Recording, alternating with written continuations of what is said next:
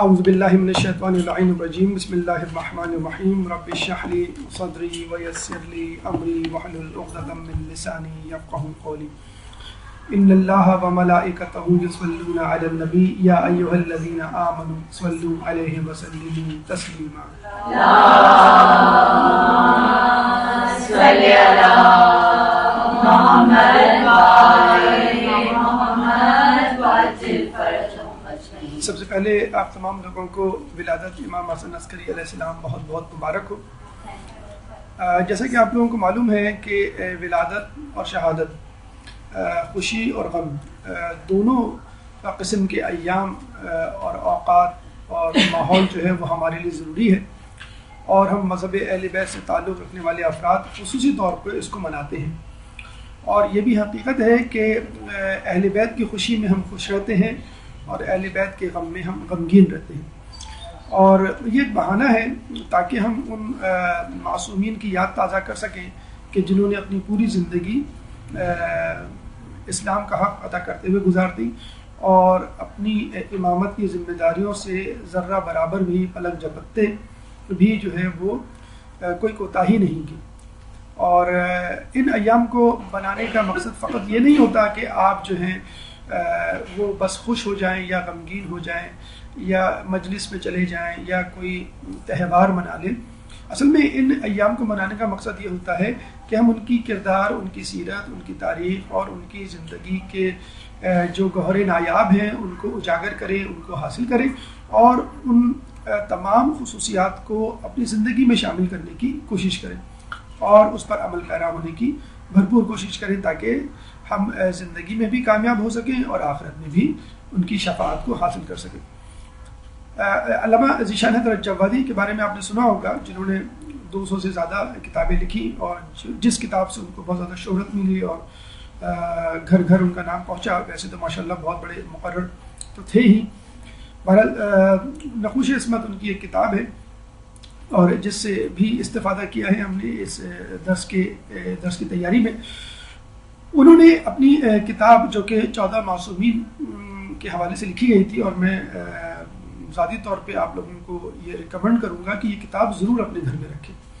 جس طرح آپ کے گھروں میں قرآن مجید کی کتاب ہے، کتاب اللہ ہے، نہج البلاغہ ہے، صحیفہ کاملہ ہے یا دیگر کتابیں ہیں، اس میں نقوش عصمت کا اضافہ ضرور کریں کیونکہ یہ 14 معصومین پر مشتمل ایک جامع ترین کتاب ہے۔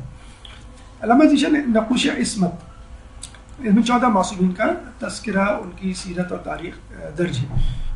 مولانا ذیشان حضرت جوادی اپنی اس کتاب نقوش عصمت کے دیباچے میں مقدمے میں فرماتے ہیں کہ جب میں تاریخ ائمہ معصومین لکھنے بیٹھا یا ان کی سیرت کو کمپائل کرنے، تالیف کرنے بیٹھا تو تاریخ اتنی زیادہ تھی کہ میں سمجھ نہیں پا رہا تھا میں کن کن واقعات کو شامل کروں اور کن واقعات کو شامل نہ کروں۔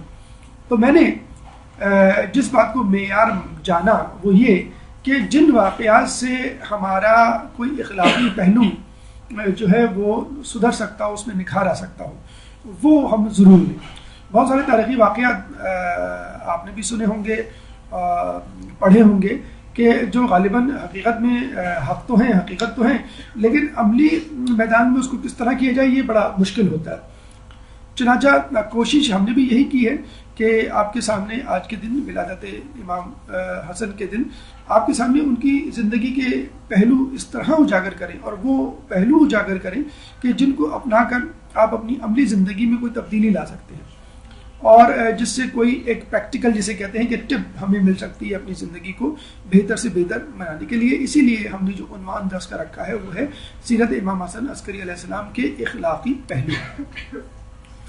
چند باتیں سیرت امام کو کرنے سے پہلے، ہم بیان کرنے سے پہلے آپ کے سامنے کرنا چاہیں گے کہ دیکھیے تاریخی واقعات، جیسے ہم ایام اعزاں میں تاریخی واقعات سنتے ہیں، ائمہ معصومین کی ولادت اور شہادت کے موقع پر ان کے زندگی کے واقعات ہم سنتے ہیں، تو واقعات کے بہت سارے پہلو ہوتے ہیں۔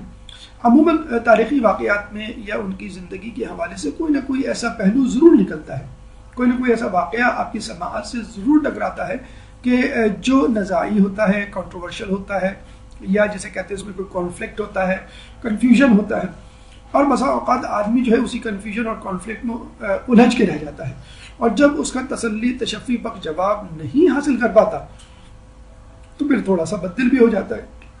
تو سمجھ لیجئے یہ بھی شیطان کے ہتھیاروں میں سے ایک ہتھیار ہے. جب وہ دیکھتا ہے کہ ایک مومن یا مومنہ دینی امور سے غافل نہیں ہے اور میرے بہکانے کے باوجود بھی اس نے گناہ چھوڑ دیے ہیں اور نیکی کی راہ کو اپنا لیا ہے، تو اب اس میں وہ شک کی بیماری پیدا کرتا ہے. شک جو ہے وہ بعض اوقات وضو میں شک کی صورت میں آپ کے سامنے آتا ہے. شک جو ہے بسا اوقات وہ نماز میں شکیات رکعات کی صورت میں آپ کے سامنے آتا ہے. اسی طرح جب آپ کوئی مجلس سنتے ہیں، کوئی درس سنتے ہیں، کوئی کتاب پڑھتے ہیں، تو اس میں بھی کوئی نہ کوئی شک آپ کے سامنے، بلکہ وہ تو چھوڑیے آپ سیرت معصومین، خود قرآن کہتا ہے کہ یہ وہ کتاب ہے کہ جس سے بہت سے لوگ گمراہی حاصل کرتے ہیں اور بہت سے لوگ ہدایت حاصل کرتے ہیں.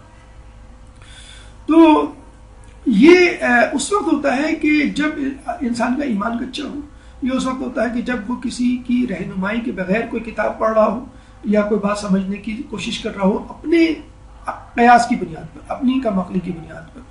اور یہ وہ لوگ ہوتے ہیں کہ جو کمزور ایمان رکھتے ہیں اور کوئی ایسی بات جو سمجھ میں نہ آئے اس کو سمجھے بغیر ہی جسے کہتے ہیں آگے بڑھ جانے کی کوشش کرتے ہیں. یا یہ وہ لوگ ہوتے ہیں جو بلا وجہ کسی غیر اہم بات، نزاعی بات پر اتنی توجہ دیتے ہیں کہ اہم بات جو بھول جاتے ہیں. آپ نے اصحاب کہف کا قصہ قرآن میں پڑھا ہوگا کہ باقاعدہ اللہ کہہ رہا ہے کہ کچھ لوگ کہتے ہیں کہ وہ 3 تھے، چوتھا اس میں کتا تھا. کچھ لوگ کہتے ہیں کہ وہ 5 تھے اور 5 چھٹا ان کا کتا تھا، اور کچھ لوگ کہتے ہیں کہ 7 تھے اور 8واں ان کا کتا تھا. کہہ دو ان کو کہ وہ کتنے تھے اللہ کو معلوم ہے. اصحاب کہف کی بات کرتے ہوئے سورہ کہف میں اللہ تعالیٰ یہ فرماتا ہے. اچھا جب ہم نے یہ پڑھا تو ہم نے کہا اللہ تعالیٰ نے 3 آیتیں، 3 جملے نعوذ باللہ اس میں ظاہر کر دیے. 3 تھے، چوتھا کتا تھا، 5 تھے، چھٹا کتا تھا، 7 تھے، 8واں کتا تھا. اللہ بتا ہی دیتا شروع میں وہ اتنے تھے اور آگے بڑھ جاتا. تو یہ کہنے کی کیا ضرورت تھی؟ بس اللہ ہی کو معلوم ہے وہ کتنے تھے. اللہ ہی کو جب معلوم تھا تو اللہ بتا دیتا کہ بھئی اتنے تھے اور دیٹس اٹ. اور کفار کا جو نزا تھا، جو ان کے درمیان کنفیوژن، کنٹروورسی تھی، جس پہ وہ جھگڑا جو ختم ہو جاتا، غالباً اس کی وجہ یہ تھی کہ اللہ تعالیٰ میسج دینا چاہ رہا ہے کہ آپ جو میسج ہے اصحاب کہف کا، جو مقصد اور پیغام ہے، اس کو حاصل کریں کہ کس طرح ہم اپنے ایمان پہ ڈٹے رہے، کس طرح اللہ تعالیٰ نے ان کو بچایا، کس طرح اللہ تعالیٰ نے طویل العمر جو ہے طول عمر ان کو عطا کیا. اسی طرح قرآن میں ایک جگہ یہ بھی ہے کہ لوگ جو ہے جھگڑتے ہیں اس بات پر کہ دوزخ کے 19 فرشتے کیوں ہیں. 19 کیوں بھی 20 کیوں نہیں ہے؟ اچھا 20 ہوتے تو آپ کہتے 20 کیوں ہیں؟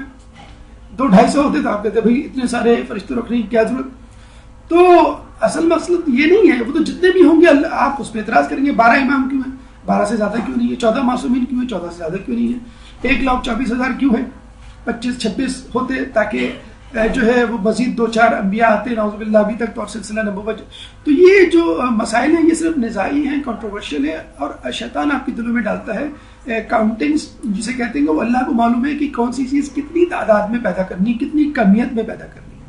آپ اپنا مقصد زندگی، مقصد حیات اس میں سے اٹھائیں اور جسے کہتے ہیں کہ آگے بڑھ جائیں.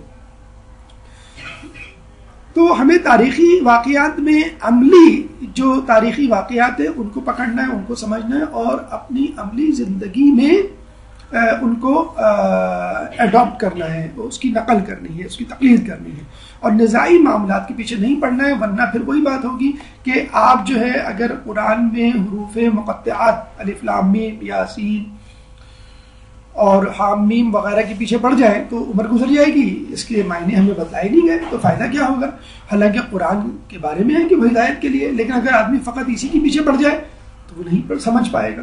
بلکہ قرآن کی ہر آیت اس بات کا تقاضا کرتی ہے کہ ہم اس آیت کو سمجھنے کے لیے اس کے استاد، اس کو پڑھانے والے یعنی ائمہ طاہر سے رجوع کریں اور ان سے پوچھیں کہ قرآن کی فلاں آیت کیا کہتی ہے. دوسری اہم بات کہ ہمیشہ یاد رکھیں آپ کا مشن جو ہے وہ پریکٹیکل ہونا چاہیے، ویژن آئیڈیلسٹک ہونا چاہیے. پریکٹیکل اسٹیپس اپنائیں کہ ہمیں ائمہ کی زندگی سے کیا ملنا ہے، لیکن آپ کا جو ہدف ہو وہ جنت ہو، آپ کا ہدف دوزخ نہ ہو. تو یاد رکھیے آدمی خواب کے لیے ہی پوری زندگی گزارتا ہے، لیکن اس کا جو عمل ہے وہ پریکٹیکل ہونا چاہیے. یعنی مشن جو ہے وہ آپ کا پریکٹیکل ہو، ویژن جو ہے وہ آئیڈیلسٹک ہو.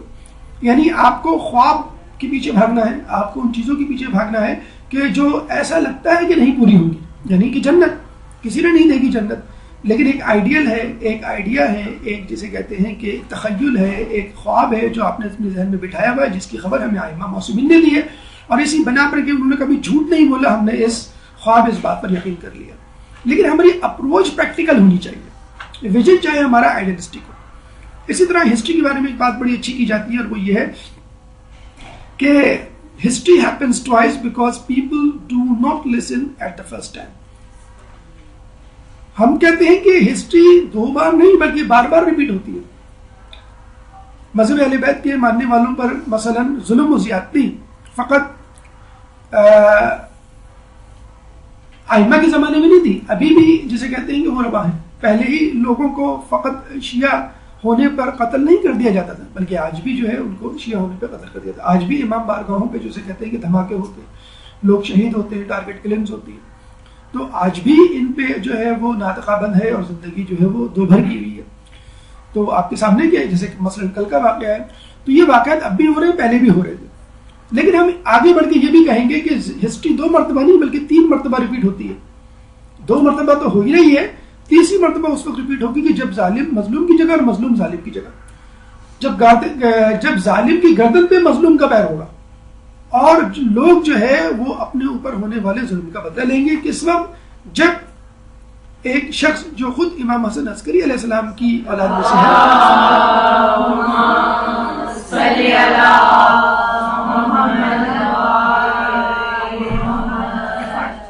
ہے، جن کی ہم ولادت منا رہے ہیں آج، ان کے صاحبزادے یعنی امام زمانہ جو ہے وہ آئیں گے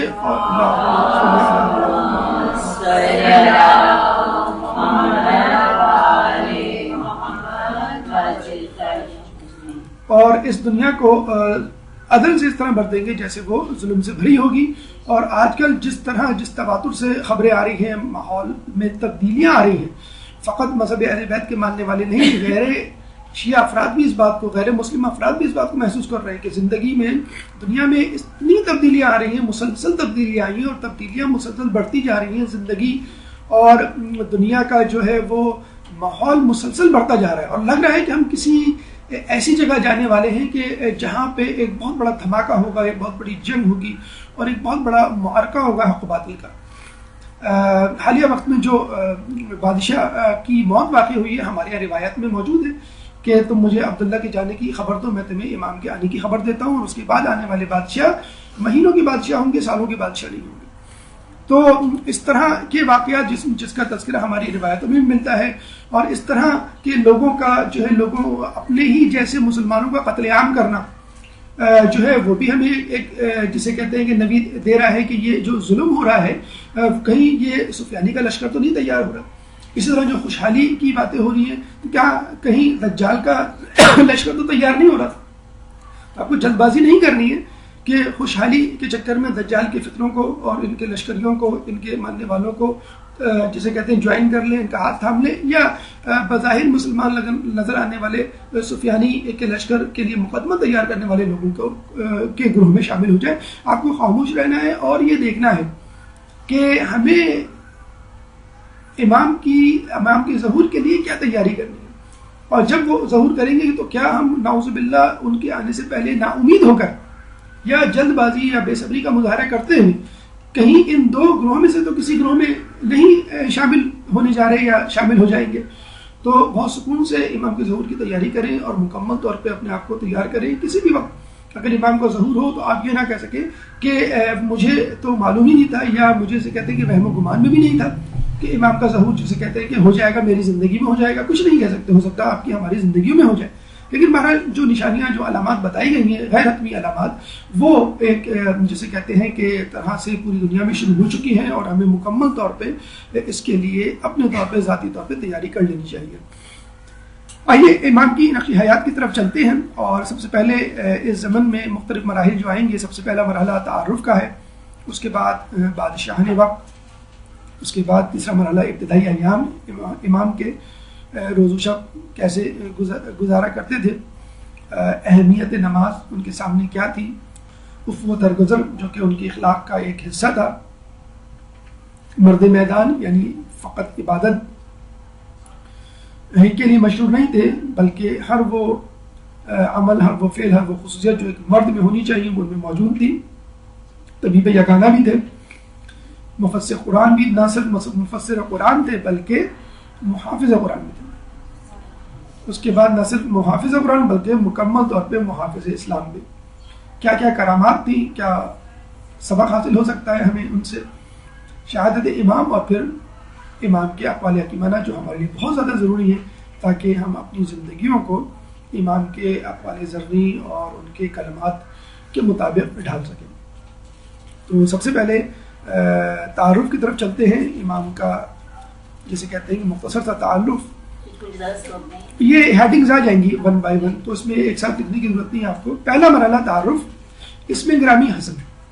دیکھیے ہمارے جو دوسرے امام تھے ان کا بھی نام حسن تھا، امام حسن مجتبیٰ علیہ السلام. اور اللہم صلی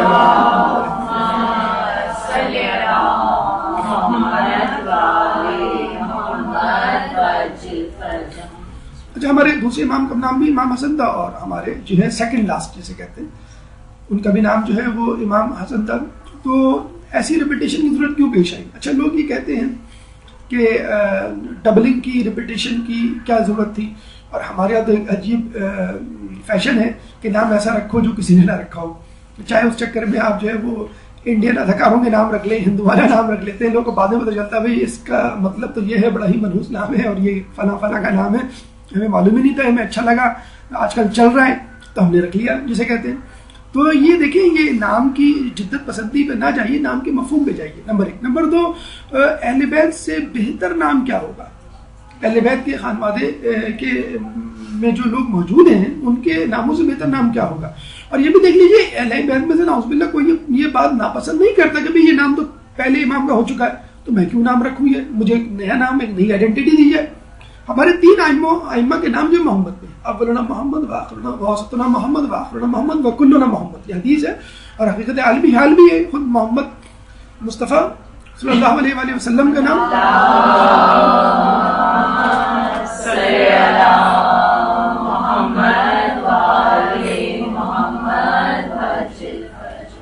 پانچویں امام کا نام اور آخری امام کا نام، دونوں کا نام محمد. اسی طرح حسن بھی آتا ہے، اس طرح علی رضا، علی نام بھی جو ہے آٹھویں امام کا اور جو ہے وہ پہلے امام کا بھی نام. اس میں جو دوسری اہم وجہ ہمیں نظر آتی ہے وہ یہ کہ غالباً امام کا مقصد یہ ہو کہ اس زمانے میں، جیسے اس زمانے میں کیا اب بھی حکمران طبقے کا اور جو اقتدار میں موجود لوگ ہوتے ہیں ان کو ہمیشہ سے علی کے ماننے والوں سے ڈر رہتا ہے، کیونکہ یہ حق پر ہوتے ہیں اور ان کے جو رہنما ہیں، ان کے جو امام ہیں وہی خلافت کے حقدار ہیں.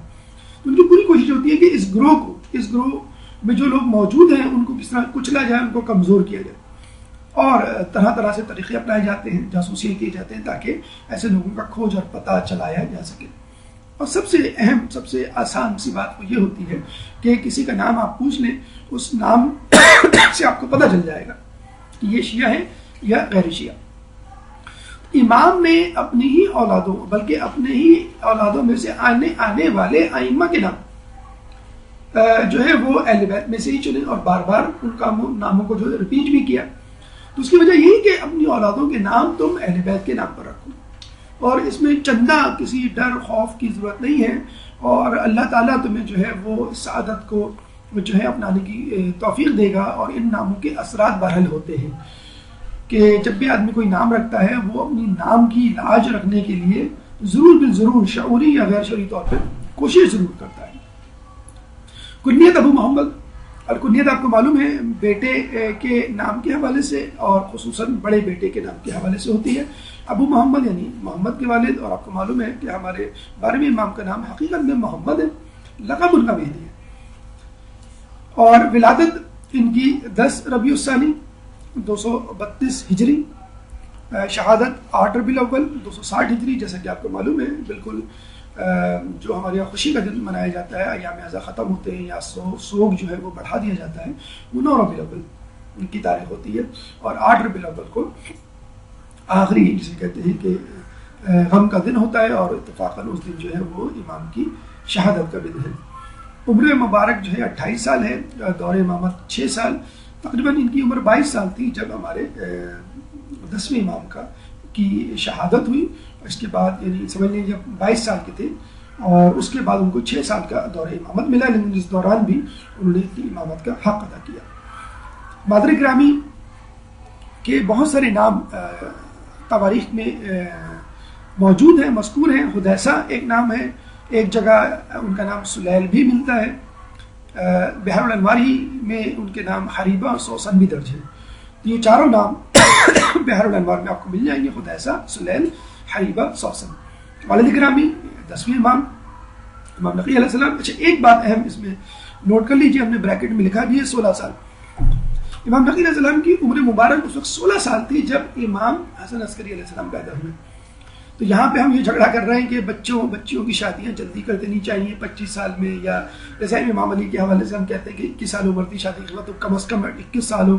تو اس میں لڑکے اسپیشلی بڑا جو ہے برا مناتے ہیں کہ اتنی جلدی شادی کروں، پہلے ابھی تو مجھے ڈاکٹر بننا ہے، ابھی تو انجینئر بننا ہے، ابھی تو مجھے بزنس اپنا سیٹ اپ کرنا ہے وغیرہ وغیرہ۔ یہاں امام کی عمر 16 سال تھی جب ان کے بیٹے کی ولادت ہوئی۔ تو یہ آپ دیکھ لیجیے کم عمری میں شادی خود ہمارے ائمہ کی سنت رہی ہے۔ تو جتنی جلدی شادیاں ہوں گی انشاءاللہ اتنی ہی جلدی آپ کو جو ماحول کی فحاشی، ماحول کی عریانی، ماحول کی جو ہے بے روی، گمراہی کی جو غلاظتیں ہیں ان سے انشاءاللہ آپ کو دوری کا سامنا جو ہے وہ آسانی سے آپ کر سکتے ہیں۔ باقی اس کی تفصیل انشاءاللہ ہو سکتا ہے اگلی دفعہ آپ کا جو لیکچر ہو وہ اسی حوالے سے ہو، محبت یا ویلنٹائن ڈے کے حوالے سے، کیونکہ 14 فروری جو ہے ویلنٹائن ڈے منایا جاتا ہے، تو ہم انشاءاللہ اینٹی ویلنٹائن ڈے منائیں گے اور اس حوالے سے تفصیل سے گفتگو انشاءاللہ اگلے درس میں۔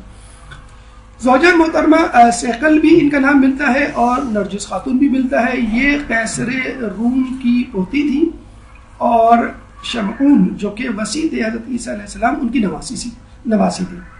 بڑی تفصیلی گفتگو، بڑا تفصیلی واقعہ ملتا ہے وہ کس طرح جو ہے انہوں نے اپنے آپ کو بطور کنیز بنا کر بیچا بازار میں، اور کس طرح وہ امام کے گھر تک پہنچی اور ان کی شادی جو ہے وہ امام حسن عسکری علیہ السلام سے ہوئی اور ان کے وطن سے امام زمانہ تولد ہوئے۔ تو وہ انشاءاللہ کبھی ہوا تو وہ تفصیل آپ کے سامنے پیش کی جائے گی۔ القاب امام کے صامت یعنی خاموش رہنے والا، ہادی ہدایت دینے والا، رفیق دوست، ذکی انٹیلیجنٹ، سراج، عسکری ابن الرضا۔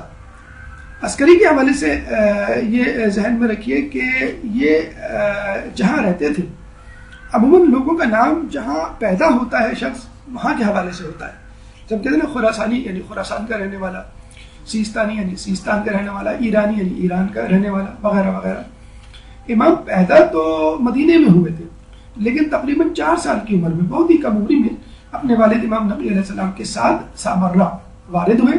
اور آپ کو معلوم ہے اس زمانے کے تو جو بادشاہ وقت ہوا کرتے تھے ائمہ کے زمانے میں، وہ بہت زیادہ امام کو فقط تنگ کرنے کی غرض سے اپنے دربار میں طلب کیا کرتے تھے، اور مقصد یہ ہوا کرتا تھا کہ یا تو ان کو زندان میں ڈال دیا جائے کسی بے جرم کسی ایسی خطا جو انہوں نے کی نہ ہو، اور یا تو ان کو نعوذ باللہ بے عزت کیا جائے سارے بازار سارے دربار عوام کے سامنے، کبھی علمی حوالے سے اور کبھی جو ہے وہ جنگی حوالے سے، یا کبھی کسی کرامات یا جادو کے حوالے سے کہ اگر ملک میں کوئی عالم بادشاہ کو پسند آ گیا کہ بہت زیادہ علم رکھتا ہے تو وہ فوراً کہتا ہے کہ اس کو میں امام سے کمپٹیشن کرواؤں گا، اس سے لڑواؤں گا اور دیکھوں گا، مناظرہ کرواؤں گا، دیکھوں گا کس کا علم زیادہ ہے، پتہ بھی چل جائے کس کا علم زیادہ ہے، اور امام اگر نعوذ باللہ ہار گئے تو امام کی بے عزتی ہو جائے گی۔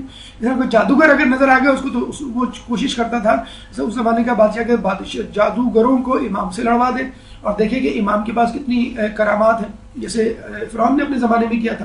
لیکن ہر دور میں ہر شعبے میں بادشاہوں کو منہ کی کھانی پڑی اور ہمیشہ وہ خود اپنے ہی درباریوں کے سامنے جو ہے وہ ذلیل ہوئے۔ تو امام نقی اور اس سے پہلے جتنے بھی امام تھے بادشاہ نے وقت ان پہ ایک نظر رکھتے تھے، بلکہ آپ نے سنا بھی ہوگا کچھ بادشاہوں نے تو اپنی بیٹیوں کی شادی بھی جو اس لیے کر دی تھی کہ وہ جاسوسی کریں اور پتہ چلائیں کہ امام جو ہے وہ کسی سازش کو تیار تو نہیں کر رہے۔ تو امام علی نقی کو مطلب اس پہ ان پہ شک تھا کہ وہ جو ہے وہ تیاری کر رہے ہیں بادشاہ کے خلاف کسی اقدام کی، بغاوت ان کو طلب کر لیا اور پھر ان کو زندان میں ڈال دیا، اور ہمیشہ کے لیے جسے کہتے ہیں کہ زندان میں ڈال دیا کہ وہ وہاں رہے، اور اسی حالت میں ان کا انتقال ہوا، شہادت ہوئی ان کی، اور اس وقت ان کی عمر 22 سال تھی۔ ہمارے 11ویں امام کی 6 سال مزید جسے کہتے ہیں کہ وہ زندہ رہے۔ تو آپ دیکھ لیجیے جو شخص 4 سال کی عمر میں اپنے والد کے ساتھ آیا ہو اور اس 4 سال کے بعد بیشتر اوقات جو اس کو زندان ہی میں جسے کہتے ہیں کہ ڈالا گیا ہو اور وہ زندان ہی میں زیادہ تر رہا ہو. اور یہ بھی بات ہم آپ کو بتاتے چلیں کہ امام زمانہ کی غیبت تو بہت مشہور ہے کہ وہ غیبت میں ہے تمام ائمہ جو ہے وہ لوگوں کے سامنے رہے. لیکن یہ جو امام ہے ایک تو ہمیں امام ہفتم کے بارے میں ملتا ہے, ساتویں امام موسیٰ کاظم علیہ السلام کے بارے میں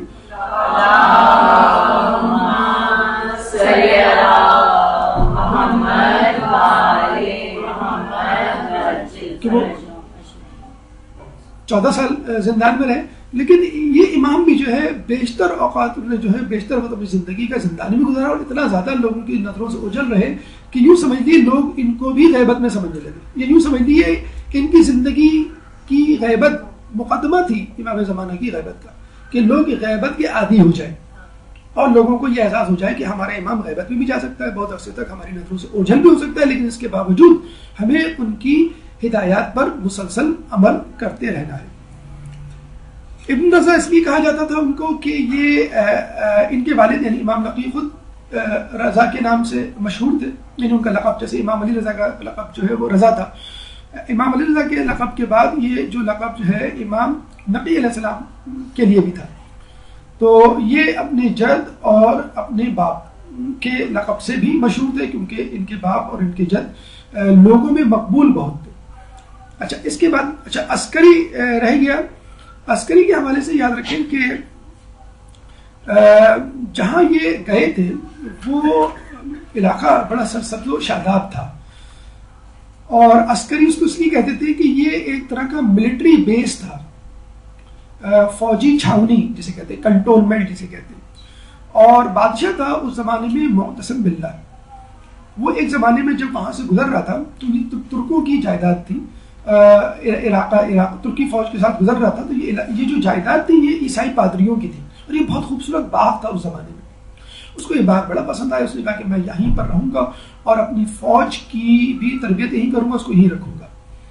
تو اس نے باقاعدہ یہاں پڑاؤ ڈال لیا اور اتنی خوبصورت جگہ تھی کہ اس نے دیکھتے ہی اس کے منہ سے نکلا سرہ من رائے, یعنی وہ جگہ جس کو دیکھ کے, وہ چیز جس کو دیکھ کے دل خوش ہو جائے. یہ جو نام ہے سرہ من رائے, سامرہ کا دوسرا نام, یہ معتصم باللہ کا دیا ہوا ہے اور لوگوں میں مشہور ہو گیا. تو سرہ من رائے بیسیکلی ایک گارڈن تھا, بہت بڑا باغ تھا کہ جس کو اس نے عیسائی پادریوں سے خریدا. اور سرہ من رائے اس باغ کے برابر میں بہت بڑی آبادی تھی جو حقیقت میں سامرہ تھی. لیکن سامرہ شہر بڑے ہوتے ہوتے اتنا بڑا ہو گیا کہ سرہ من رائے یعنی فوجی چھاونی والا علاقہ, وہ باغ جو معتصم باللہ نے عیسائی پادریوں سے خریدا تھا, وہ اس میں شامل ہو گیا.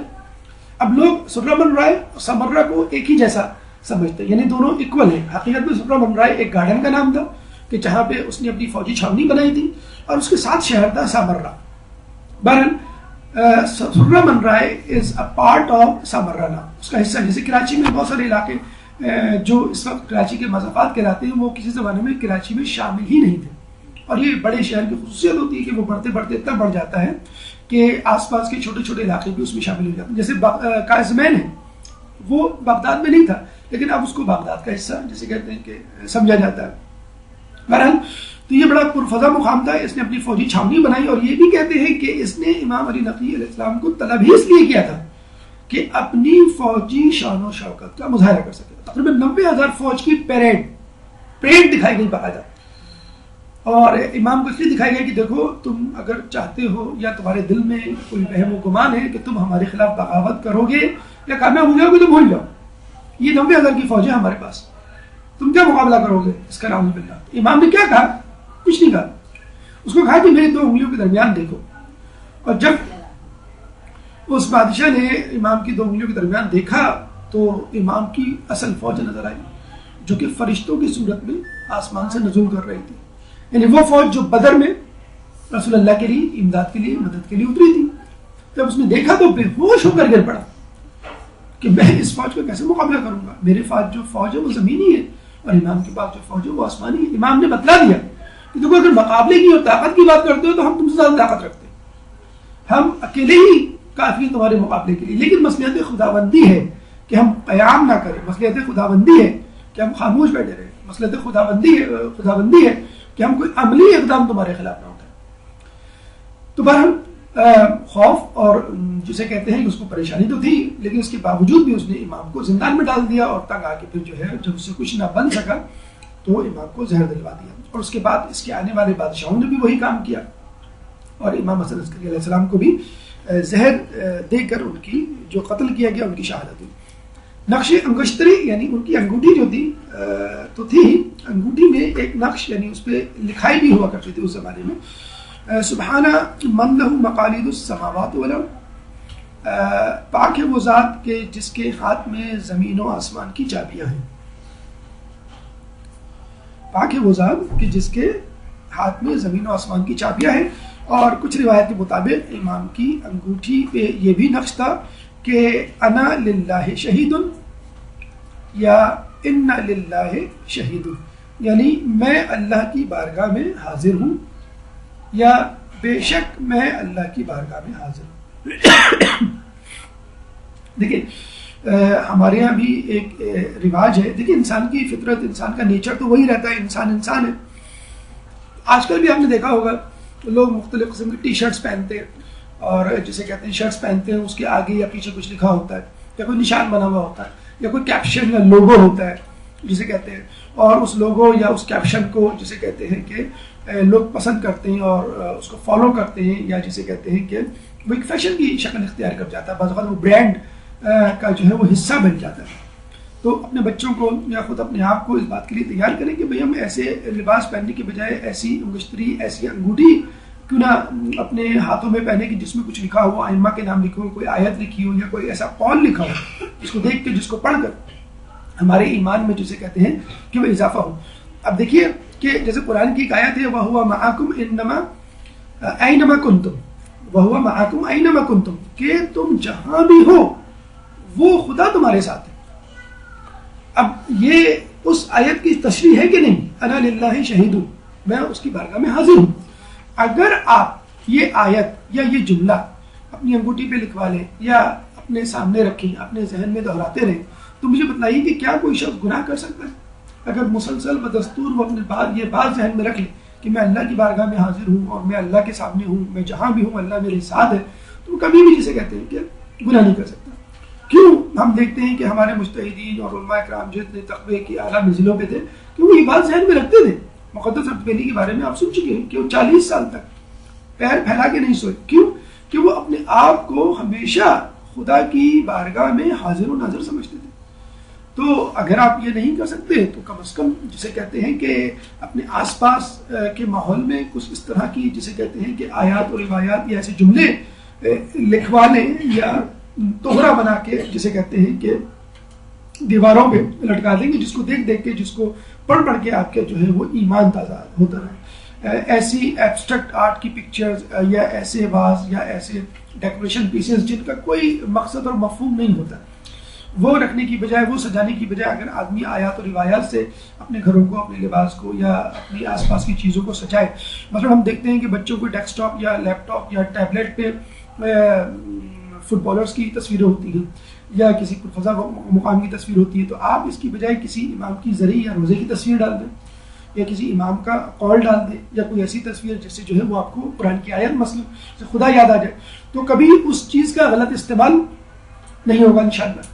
وہ آیت، وہ روایت، وہ تصویر آپ کو صحیح راہ کی طرف گامزن کرتی رہے گی۔ بادشاہی وقت واثق باللہ جب آپ امامت کے عہدے پر فائز ہوئے، اس کے بعد متوکل، پھر مستنصر، پھر مستعین، پھر معتز باللہ، پھر محتدی اور پھر معتمد۔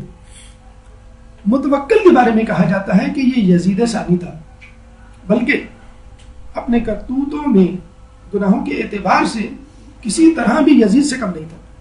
یہ وہ شخص تھا کہ جس نے پہلے کے بادشاہوں نے تو آئمہ پر ظلم کیے، اس شخص نے آئمہ کے روزے مبارک پر ظلم کیے، اور یہ وہ شخص تھا ملعون کہ جس نے امام حسین علیہ السلام کی قبر مبارک کے نشان کو مٹانے کی کوشش کی اور دریائے فرات کا رخ امام کی طرف کر دیا۔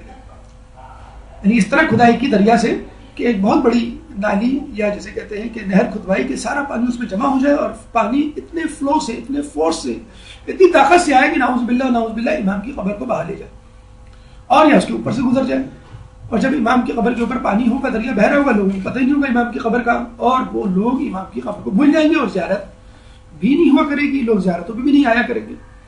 اور حقیقت میں ان لوگوں کو حسد ہوا کرتا تھا جب وہ دیکھتے تھے کہ ہمارے آباء و اجداد کی قبریں بھی آس پاس موجود ہیں، مثلا سامرہ میں موجود ہیں اور جگہوں میں موجود ہیں، 6 بادشاہ مطلب سامرہ میں گزرے ہیں، ان کی قبریں وہاں موجود ہیں، لیکن کوئی شخص جو ہے وہاں پہ نہیں ملتا جسے کہتے ہیں آنے جانے کے لیے۔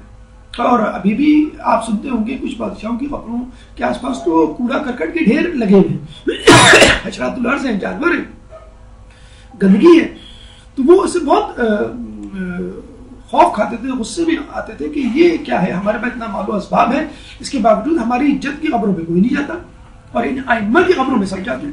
تو اس ملعون نے یہ کوشش کی کسی طرح امام حسین کی قبر کا نشان میں مٹا دوں تاکہ جو زائرین آتے وہ نہ۔ کہتے ہیں کہ دریا فرات کا پانی آیا اور امام کی قبر پہ آنے سے پہلے رک گیا اور پھر امام کی قبر کا طواف کرنے لگا۔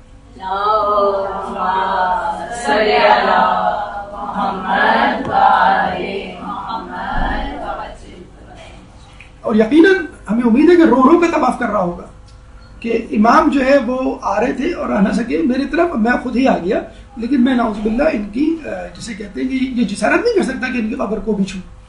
تو یہ ملعون جو ہے وہ یہی وہ ملعون تھا کہ جو اہل بیت کی شان میں گستاخی کرتا تھا، علی الاعلان بی بی سیدہ سلام اللہ علیہ کی شان میں گستاخی کرتا تھا، علی الاعلان اتنی زیادہ گستاخی کہ خود اس کے درباری تنگ آ گئے تھے۔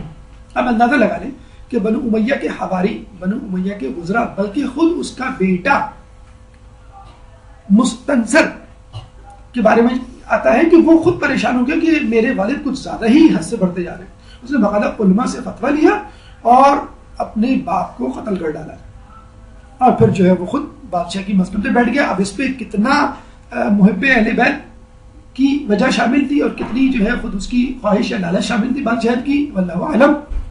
بہرحال اس کے بعد مستعین برا جمان ہوا، اس نے بھی بہت کوشش کی امام کو ستانے کی، اور اس کے بعد معتز باللہ جس نے امام کو زہر دے کے شہید کیا، ان کے والد کو، امام نقی علیہ السلام کو، پھر محتدی اور پھر معتمد نے امام حسن عسکری علیہ السلام کو شہید کیا۔ ان کے والد کو امام نقی کو معتز باللہ نے اور خود ان کو شہید کرنے والا معتمد۔ یہ بادشاہان وقت ہے اور ان کے کرتوت تھے کہ جنہوں نے پوری کوشش کی کہ اپنے اپنے زمانے کے ائمہ کو کس طرح پریشان کیا جائے اور ان کو اپنے کام نہ کرنے دیا جائے، اور ہمیشہ اس خوف میں مبتلا رہے کہ کہیں ہمارے خلاف کوئی سازش تو تیار نہیں ہو رہی۔ ایک واقعہ امام کے بچپن کے حوالے سے ملتا ہے، اور یہ واقعہ اپنے بچوں کو آپ ضرور سنائیں۔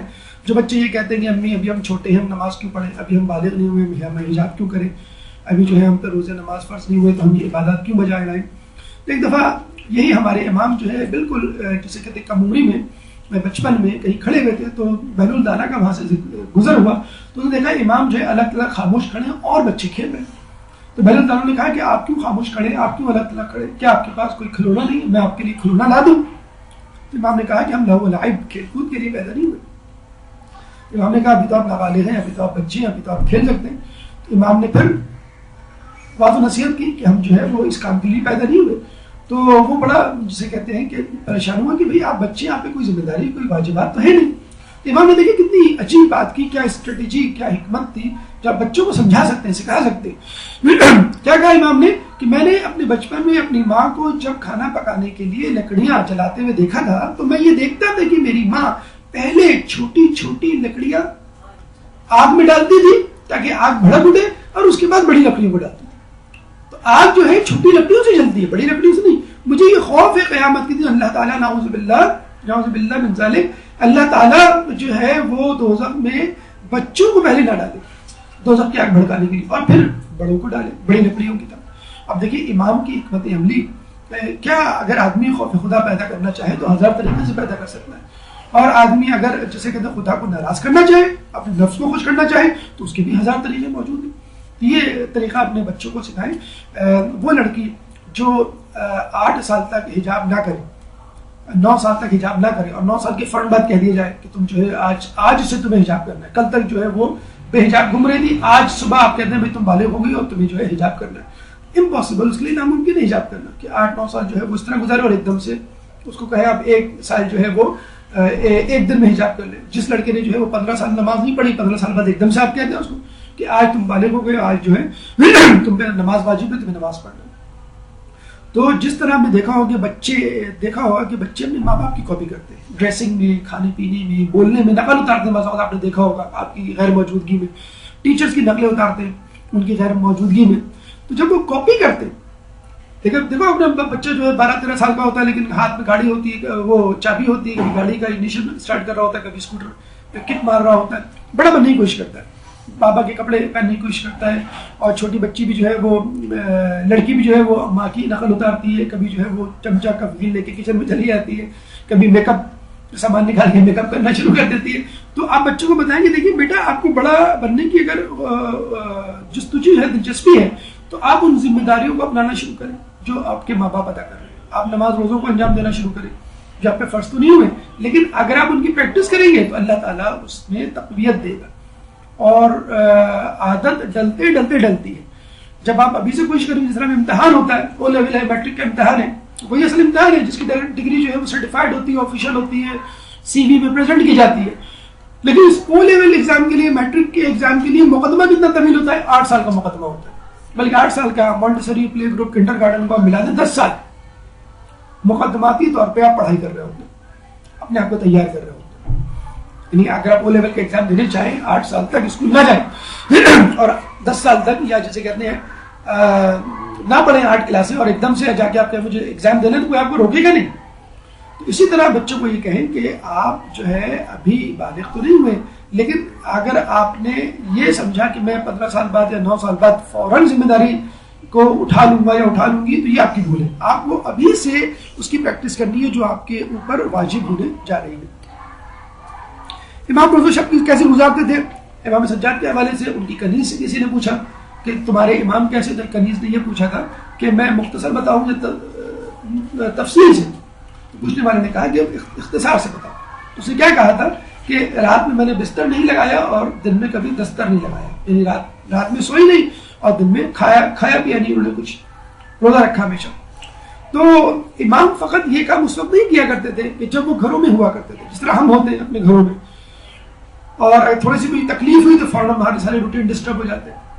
جب زندان میں ہوا کرتے تھے اس وقت بھی ان کا روٹین وہی ہوا کرتا تھا. حالانکہ تکلیف کے معاملے میں بہت ساری چیزیں ساقط ہو جاتی ہیں. سفر میں مثلا نماز ساقط ہو جاتی ہے، اللہ تعالیٰ بوجھ نہیں ڈالتا. اللہ تعالیٰ کہتا ہے کہ کوئی مصیبت کوئی تکلیف ہو تو اپنے بوجھ کو کم کر لو، لیکن اس کے باوجود بھی زندان میں وہ رات بھر عبادت کرتے تھے اور دن بھر روزے رکھتے تھے.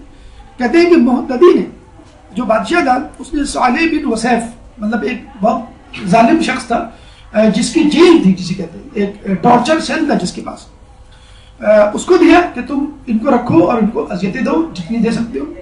پھر صالح بن وسیف نے اس جیل کے سب سے ظالم شخص جلاد کا جو انتخاب کیا وہ تھا علی بن یارمش، کہ تم امام کو جو ہے جتنی تکلیف دے سکتے ہو دو.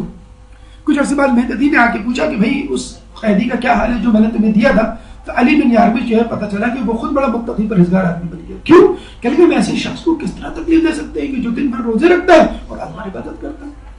یعنی جلاد سے جلاد صفت شخص دشمن امام، جن کا کوئی تعلق نہیں علم سے، جن کا کوئی تعلق نہیں تقوی سے، جن کا کوئی تعلق نہیں مذہب اہل بیت سے، جب وہ امام کو دیکھتے تھے عبادت کرتے ہوئے یا جسے کہتے ہیں کہ روزہ رکھتے ہوئے، وہ خود بھی جو ہے وہ موم ہونے سے اپنے آپ کو نہیں روک سکتے. نماز کے حوالے سے امام علی کے حوالے سے آپ کو اچھی طرح وہ واقعہ یاد ہے کہ جنگ صفین میں جب وہ بار بار اپنی نگاہ آسمان کی طرف اٹھاتے تو ابن عباس نے ان سے پوچھا کہ آپ کیا دیکھ رہے ہیں؟ ان کا سورج دیکھ رہا ہوں. میں کیوں دیکھ رہے ہیں؟ کہ اس لیے یہ دیکھنا چاہتا ہوں کہ نماز ظہر کا وقت ہوا یا نہیں ہوا. تو ابن عباس نے کہا کہ آپ اس حالت جنگ میں نماز کی فکر کر رہے ہیں. تو امام نے فرمایا میں اسی نماز کے لیے تو جنگ کر رہا ہوں. تو فقط نماز جنگ نہیں، ہر جگہ جب بھی نماز کا وقت آئے بس سمجھ لیجئے جنگ شروع ہو گئی. آپ ٹی وی پہ کوئی پروگرام دیکھ رہے ہیں، آپ جو ہے وہ فون کال اٹینڈ کر رہے ہیں، آپ جو ہے وہ کسی کو ایس ایم ایس کر رہے ہیں، آپ جسے کہتے ہیں کوئی کھیل کھیل رہے ہیں، آپ جو ہے کوئی ایسا کام کر رہے ہیں جس میں آپ مشغول ہیں اور نماز کا وقت آ جاتا ہے. بس سمجھ لیجیے جنگ شروع ہو گئی. کیا جنگ؟ شیطان کی اور آپ کی، نفس کی اور آپ کی. نفس کہے گا کہ نہیں پہلے یہ کام مکمل کرو پھر نماز پڑھو، شیطان کہے گا پہلے یہ کام مکمل کرو پھر نماز پڑھو. اور آپ کے دماغ جو رحمانی خیال ہے کہ نہیں مجھے نماز پڑھنی چاہیے. فجر میں آپ سو رہے ہوں گے اذان آپ کو اٹھائے گی خدا اور اس کا فرشتہ کہے گا تو نماز پڑھو، شیطان اس طرف پھونک مارے گا کہ نہیں تم جو ہے وہ سوتے رہو، تو بس یہ جنگ شروع ہو گئی.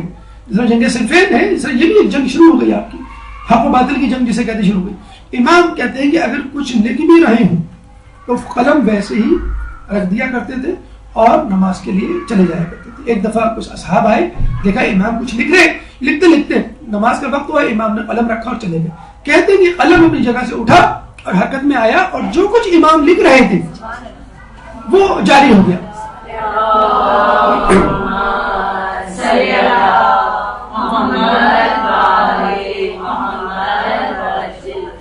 اور جب امام واپس آئے تو قلم نے ان کی تحریر کو مکمل کیا اور جہاں مکمل کیا امام نے اس سے آگے سے شروع کیا. یعنی امام نے اپنا کام خدا کے لیے چھوڑا اور خدا نے ان کا کام مکمل کر دیا. ہم یہی تو کرتے ہیں کہ بھائی جو ہے یہ ذرا یہ کام مکمل کر لیں، امی ذرا یہ میں پروگرام کمپلیٹ کر لوں، امی ذرا یہ صفحہ میں لکھ لوں، ذرا بس دو برتن رہ گئے جب میں یہ مکمل کر لوں. دیکھیے امام جب آئیں گے نا تو کم و بیش آدھے لوگ جو ہمیں نظر آتا ہے اسی وجہ سے جانے سے قاصر ہوں گے. کیوں؟ امام ذرا سا ناشتہ کر لوں، امام ذرا سا چائے پی لوں، چائے نہیں پیتا ہوں تو سر میں درد ہو جاتا ہے. اگر میں آپ کے ساتھ تلوار لے کے نکل گیا تو دن بھر تو مجھے معلوم ہے واپس تو آنا نہیں ہے. یقیناً فتح ملے گی اور میں کہیں نہ کہیں گورنر بن جاؤں گا، لیکن ایک دن میں تو نہیں ہوگا، اس وقت تک میری جو ہے سر میں درد ہو سکتا ہے وغیرہ وغیرہ. یا جسے کہتے ہیں کہ ذرا کپڑے تبدیل کر لوں، یا مثلا ہزار بہانے جسے کہتے ہیں کہ آدمی جو ہے وہ جو کام نہیں بھی کرنے ہوتے ہیں وہ کمپلیٹ کر رہا ہوتا ہے اور پھر سکون سے جسے کہتے ہیں نعوذ باللہ وہ نماز پڑھ رہا ہوتا ہے. یہ بھی ایک تحقیر ہے، ایک جسے کہتے ہیں کہ ڈیگریڈ کرنا ہے نماز کو. یعنی بالکل ایسے ہی ہے کہ آپ کا کوئی رشتہ دار آئے گھر پہ، آپ کہتے ہیں اپنی بیٹے کو مجھے بیٹا ان کو بٹھاؤ ڈرائنگ روم میں میں آتی ہوں اور پھر آدھے گھنٹے بعد جائے آپ ملنے. آپ بتائیں ان کی کیا حالت ہوگی؟ دیکھتے ہی وہ پیر پٹک کے نکل جائیں گے کہ آدھے گھنٹے سے ہم نے بٹھایا ہوا، کوئی گورنر ہے آپ کے جو آپ ہمیں بٹھایا ہوا ہے؟ یا 1 گھنٹے بعد جائیں، 2 گھنٹے بعد، بس جب نماز کا وقت ہوتا ہے بس آپ خیال کریں کہ گھر میں آپ کے بیٹھا ہوا ہے. کتنی دیر بعد جائیں گے آپ؟ پاگلوں کی طرح جسے کہتے ہیں اگر آپ کا عزیز قریب رشتہ دار ہوگا تو فوراً بھاگتے ہوئے جائیں گے، آپ خود جائیں گے، دروازہ کھولیں گے اور بٹھائیں گے، تھوڑی دیر کے لیے بھی الگ نہیں ہوں گے. تو یہ اللہ کے لیے ہم کرتے ہیں. اچھا ہم نے یہ واقعہ اپنے ایک اسٹوڈنٹ کو سنایا تو اس اسٹوڈنٹ نے کہا کہ سر اب میں جو ہوں اپنا ہوم ورک اس وقت شروع کروں گی کہ جب نماز کا وقت ہونے والا ہوگا، پھر میں دیکھتی ہوں کہ اللہ میرا ہوم ورک کمپلیٹ کرتا ہے کہ نہیں. اچھا اس نے یہ کر کے بھی دیکھ لیا. دوسرے دن اس نے ہمیں بتایا سر آپ نے تو کہا تھا کہ قلم چل جائے گا اور کام مکمل ہو جائے گا. میں نے تو نماز پڑھی. اچھا ماشاءاللہ لوگ بڑے شارپ ہوتے ہیں، لوگوں نے کہا کہ سر نے کہا ہے کہ کام کمپلیٹ ہو جائے گا 1 گھنٹے نماز پڑھو تاکہ سارا کام کمپلیٹ ہو جائے، جغرافی کا، سوشل اسٹڈیز کا اور انگلش کا. تو اب وہ اسٹوڈنٹ نے تو ہمیں پریشانی میں ڈال دیا کہ بھائی کیا. ہم نے کہا کہ بھائی دیکھیں سیدھی سی بات ہے، جب آپ کی نماز امام حسن عسکری علیہ السلام کی نماز کی طرح ہو جائے گی تو بس اسی دن آپ کا ہوم ورک بھی مکمل ہو جائے گا. لیکن بہرحال یہ ہمارا ذاتی تجربہ ہے اور آپ لوگوں کی زندگیوں کے تجربے بھی اس بات کی تصدیق کریں گے کہ مکمل نہ ہو کم از کم کام آسان ضرور ہو جاتا ہے. بعض وقت ہوتا ہے کہ بھائی آپ فلاں کو فون کرنا ہے، ارے نماز کا وقت ہو رہا ہے، نہیں اگر میں بھول گئی تو مسئلہ ہو جائے گا، اگر نماز پڑھنے میں مشغول ہو گئی تو پھر میں بھول جاؤں گی. آپ نے فون کیا تو ان کی بیٹی نے اٹھایا، وہ نماز پڑھ رہی ہے. آپ کو کتنی شرمندگی ہوتی ہے کہ جس کام کے لیے آپ چھوڑ دیں پہلے اسی کام میں وہ مصروف ہے.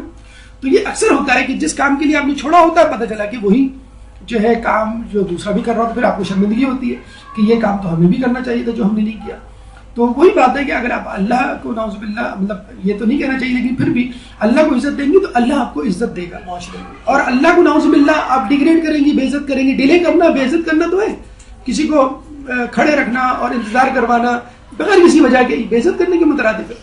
تو اس میں پھر اللہ بھی آپ کے ساتھ یہی کرے گا کہ آپ کو بھی معاشرے میں ذلیل و خوار کرے گا. عفو درگزر کے حوالے سے ایک واقعہ ملتا ہے لیکن شاید ایک وقفے کا وقت ہے، 5 منٹ کا انشاءاللہ وقفہ، پھر اس کے بعد اپنی گفتگو کو آپ کے سامنے آگے بڑھائیں گے. ایک درود پڑھ دیجیے محمد والے.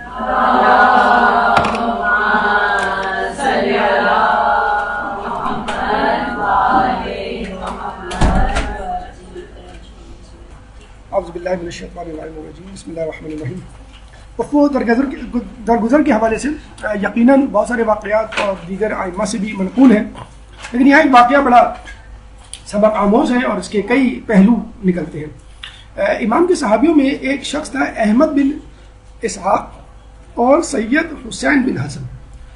اچھا سید حسین بن حسن جو تھا یہ ایک فاسق و فاجر شخص تھے، تھا تو نہیں کہنا چاہیے، تھے، حتیٰ کہ شراب بھی پیا کرتے تھے.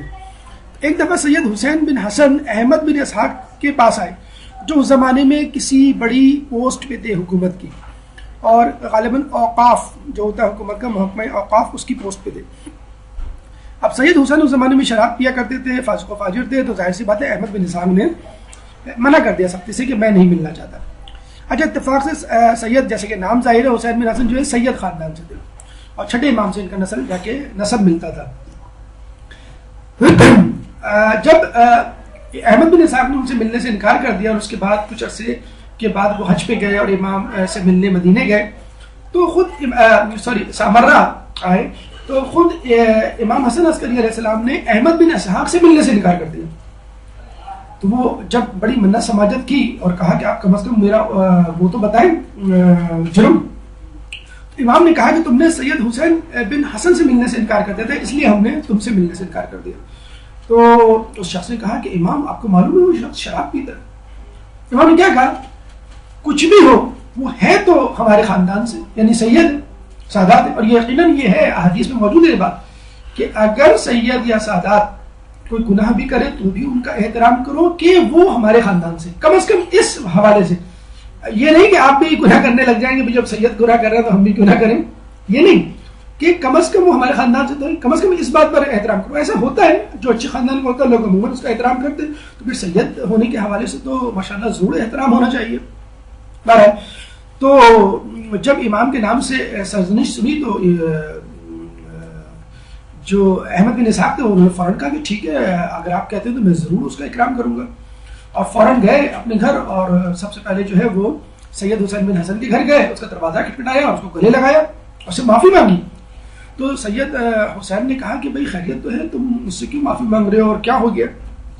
احمد بن اسحاق نے کہا کہ میں ابھی امام سے مل کے آ رہا ہوں، اور امام نے مجھے کہا کہ تم سے معافی مانگوں. ٹھیک ہے تم شراب پیتے ہو، لیکن ہو تو تم امام کی حسب نسب سے، کہ امام کے خاندان سے. یہ سننا تھا کہ حسین بن حسن جو ہے وہ شرم سے پانی پانی ہو گئے کہ دیکھیں امام مجھ سے کیا توقع کر رہے ہیں اور میں کیا کام کر رہا ہوں. کہ یعنی ایک شرابی شخص شراب بھی پی رہا ہے، لیکن پھر بھی کہا جا رہا ہے کہ سید کے خاندان سے تعلق ہونے کی بنا پر احترام کرو. کہتے ہیں فوراً گھر آئے، سارے شراب کے جو ہے پیالے اور ساغر و مینا تمام توڑ ڈالے، اور اس وقت سے جسے کہتے ہیں کہ یوں سمجھ لیجیے مسجد میں معتکف ہو گئے. پوری زندگی جو ہے وہ امامت میں گزار دی، اور جسے کہتے ہیں کہ اسی حالت میں ان کی جو ہے وہ ان کا انتقال ہوا. اچھا، یہ آپ نے واقعہ امام علی کے حوالے سے بھی سنا ہوگا کہ ایک دن شاید غالباً مالک اشتر تھے یا کوئی اور تھا، کہ انہوں نے امام علی سے پوچھا کہ آپ نے کتنے قتل کیے؟ امام نے کہا 199. اور اس نے کہا بس ایک کم ہو گیا، رہ گیا. تو امام نے کہا کیا مطلب؟ کہ نہیں، میں نے 99 قتل کیا، آپ نے 100، بس ایک کو قتل کر دیتا میں آپ کے برابر ہو جاتا. امام نے کہا کہ میں نسلوں کو دیکھتا ہوں کہ آخر تک قیامت تک کوئی شخص تو نہیں گزرے گا اس خاندان میں کوئی مومن یا متقی پرہیزگار، جب مجھے مکمل اطمینان ہوا تھا تب میں قتل کرتا ہوں. لوگ کہتے ہیں کہ رسول اللہ کو معلوم تھا اس زمانے میں کہ کچھ افراد ایسے تھے جو رسول اللہ کے دشمن تھے، تو رشتہ داریاں کیوں کی؟ ارے بھائی انہی لوگوں کے خاندان سے تو محمد بن ابو بکر جیسے لوگ جسے کہتے ہیں کہ پیدا ہوئے. تو بہت سارے لوگ جیسے معاویہ ابن یزید کا بیٹا معاویہ خود بڑا متقی پرہیزگار شخص تھا. تو اتنے جسے کہتے ہیں پرہیزگار ہوئے اور اتنا جو ہے گناہوں سے کنارہ کشی کی کہ اس کے بعد معتکف ہو گئے سید حسین بن حسن. اور آخر میں بی بی معصومہ قم کے روزے کے سامنے جسے ان کی تدفین عمل میں آئی. اور بی بی معصومہ قم کا روزہ اور اس کے معجزات، اس کی کرامات آپ سنتے ہی رہتے ہیں. میں چھوٹا سا ایک کرامات، ایک واقعہ آپ کے سامنے شیئر کروں گا. لارن بوتھ کا شاید آپ نے نام سنا ہوگا.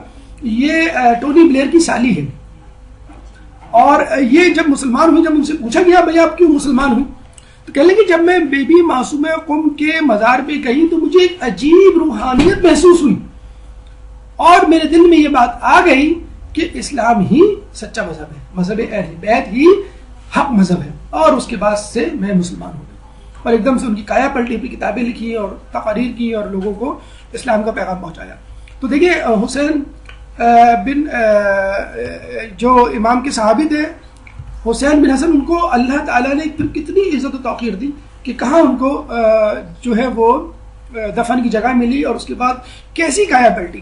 تو بعض اوقات ہم بھی یہی کرتے ہیں, لوگوں پہ لیبل لگا دیتے ہیں, تم جو بے حجاب ہو تم کبھی نہیں سدھرو گی, تم جو ہے وہ فلمیں دیکھتی ہو تم کبھی یہ نہیں چھوڑو گی, تم جو ہے وہ گانے سنتی ہو تم کبھی یہ نہیں چھوڑ سکتی. اور آپ اپنے آپ کو بہت جسے کہتے ہیں کہ وہ سمجھتے ہیں کہ بس ہم تو پتہ نہیں کیا, اور پتہ چلتا ہے کہ بعد میں وہی شخص آپ سے آگے نکل جاتا ہے. بھائی دیکھیے, آپ نے شاید میراتھن ریس دیکھی ہوگی. میراتھن ریس جو ہوتی ہے اس میں جو سب سے آگے ہوتا ہے شروع میں, کیا وہ ہمیشہ سب سے آگے ہی رہتا ہے؟ آپ جو فرسٹ آتا ہے اس کو نوٹ کریں, وہ ہو سکتا ہے بہت پیچھے سے نکل کے آگے گیا ہو. تو جب دوڑ شروع ہوتی ہے ہمیں نہیں معلوم کون آگے کون پیچھے. ہمیں یہ دیکھنا چاہیے کہ آدمی کا اختتام کیسے ہو.